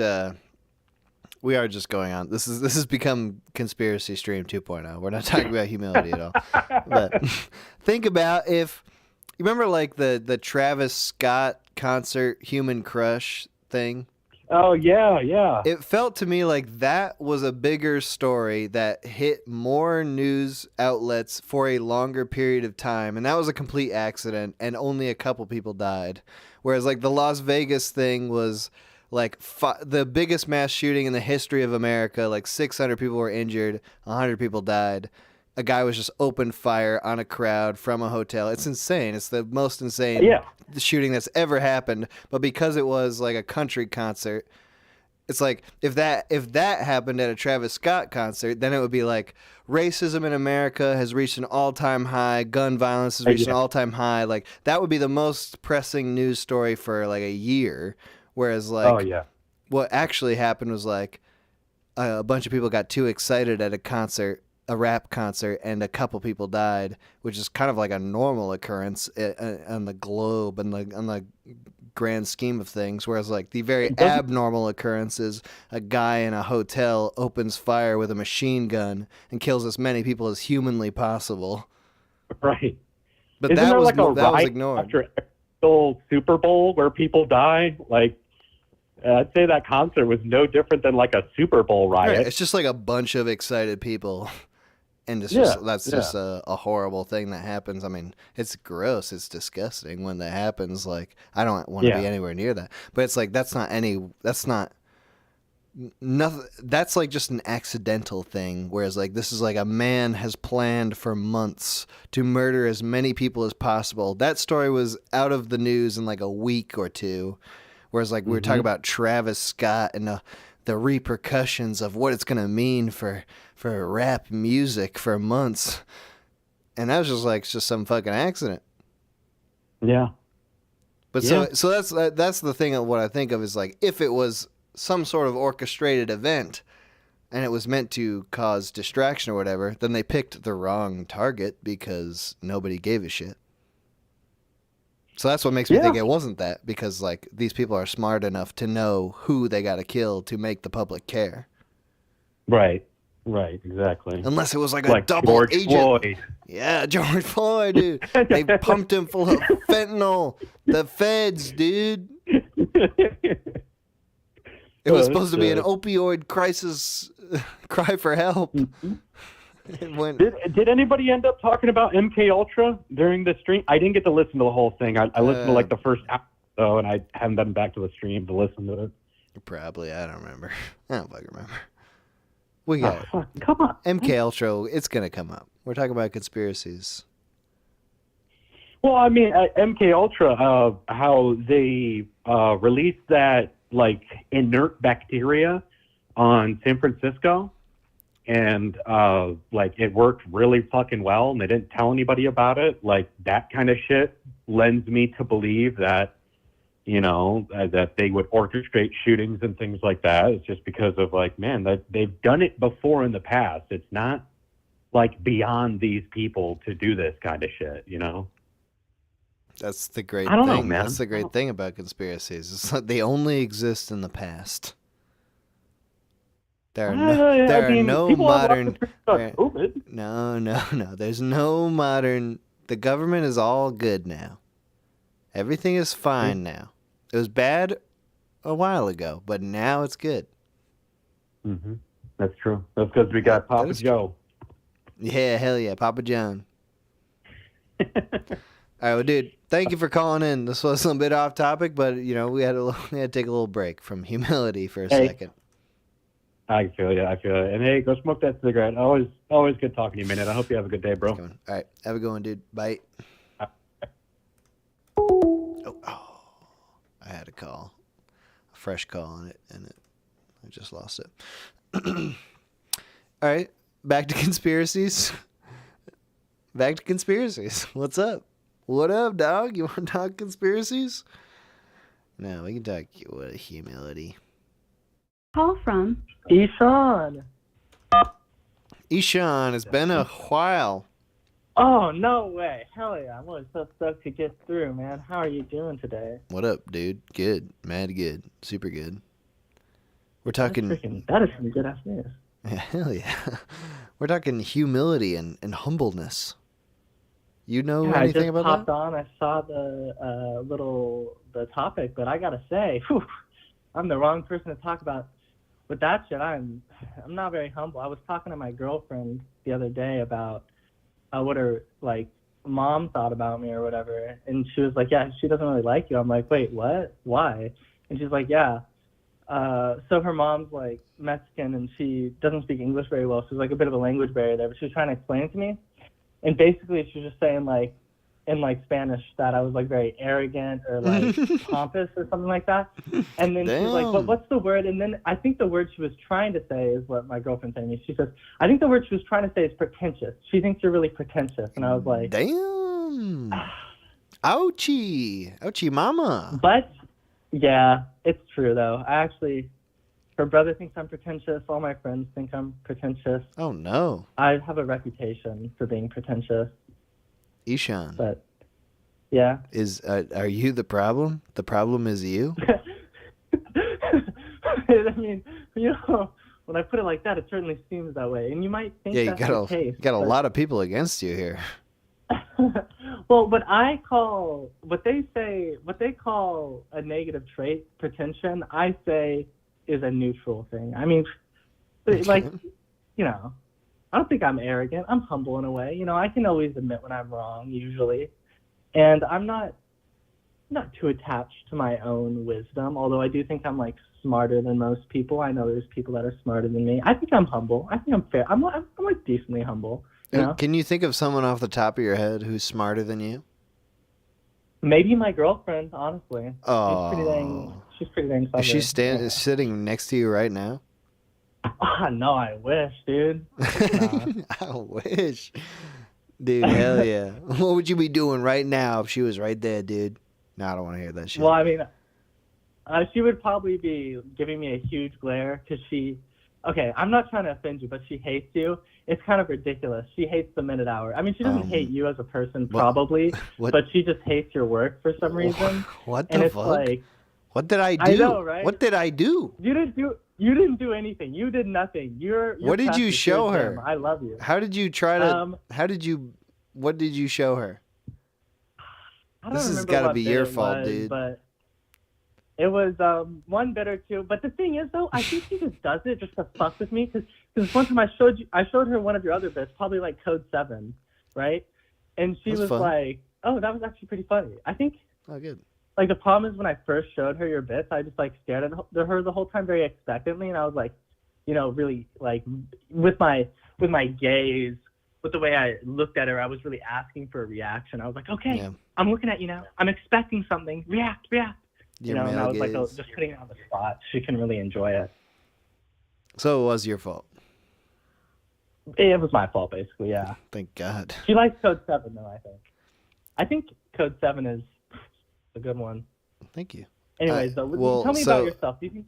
Well, I mean, let's just say, I think this information I just got kind of reconfigured my opinion. I think probably your girlfriend and her family is wrong.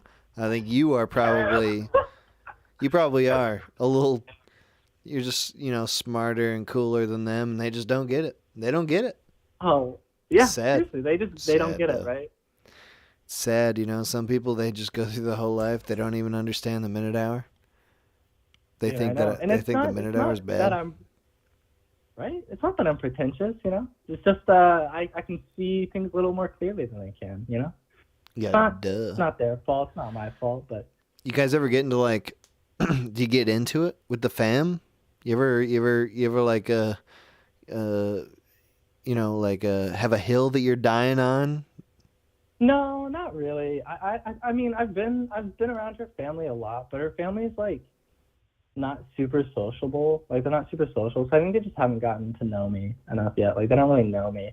Because one of the things that her mom said was, like, when I was with her, like, last time I was there, I was just, like, really quiet because I was, like, tired. It was, like, late or something. And she was like, I just seemed really quiet and stuff. And I'm like, huh.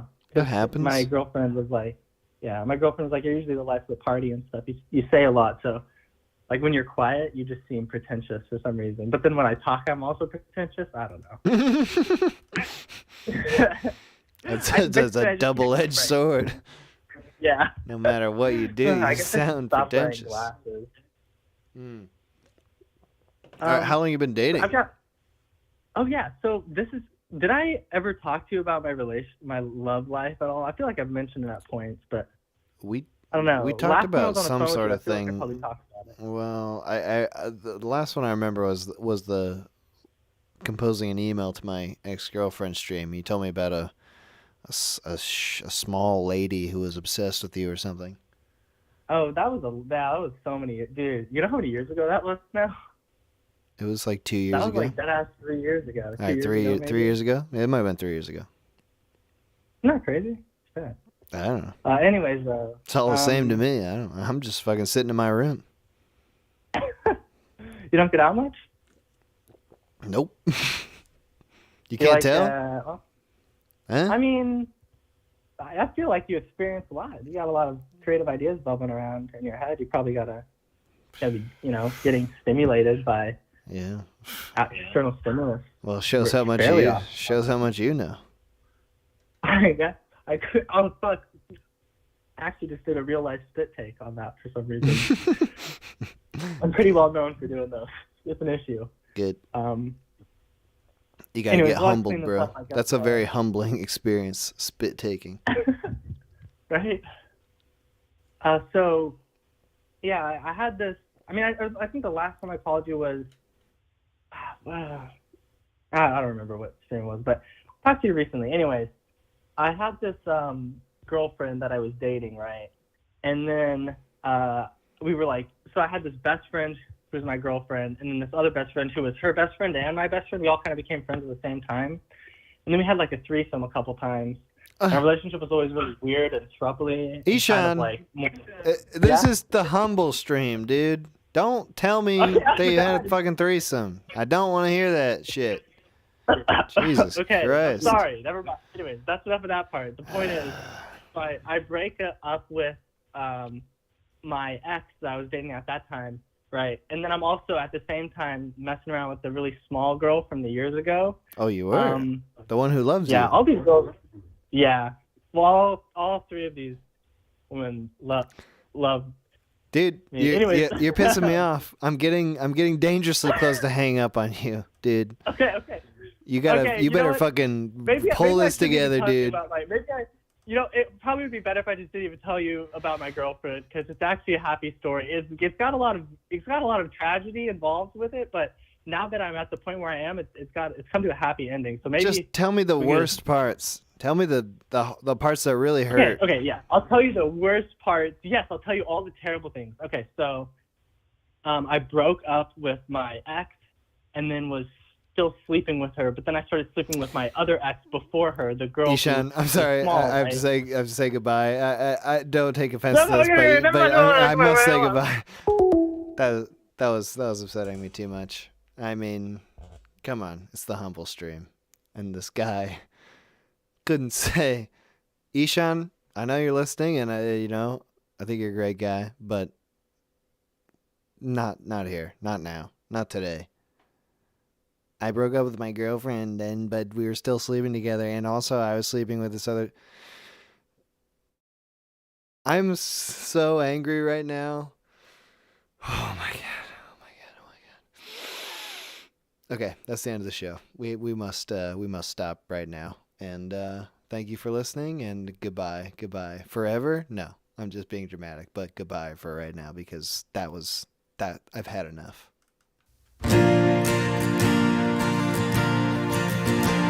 Well, life has been hard, ain't no doubt about that. And most of the time, I just wanted to pack it in.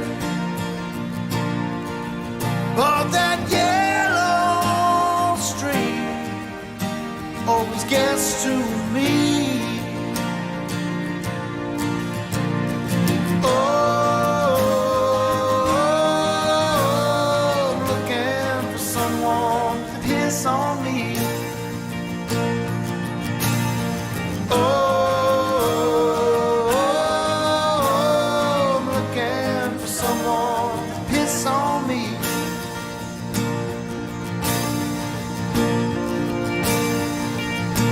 Well, a kiss leaves me cold. It does nothing for me. You can try all you want, but you'd better just let me be. 'Cause that yellow stream always gets to me.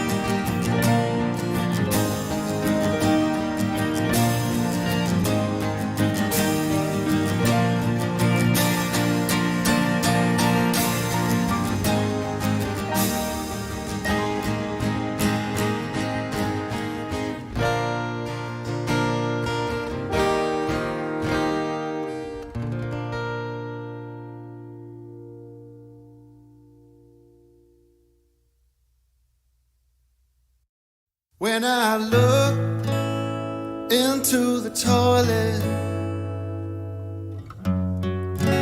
filled up to the brim, I wanna get down on my knees now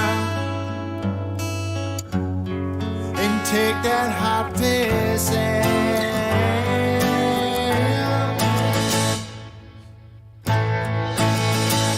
I'm a hot piss drinker, hot piss drinker. That's who I am. I'm a hot piss drinker, hot piss drinker.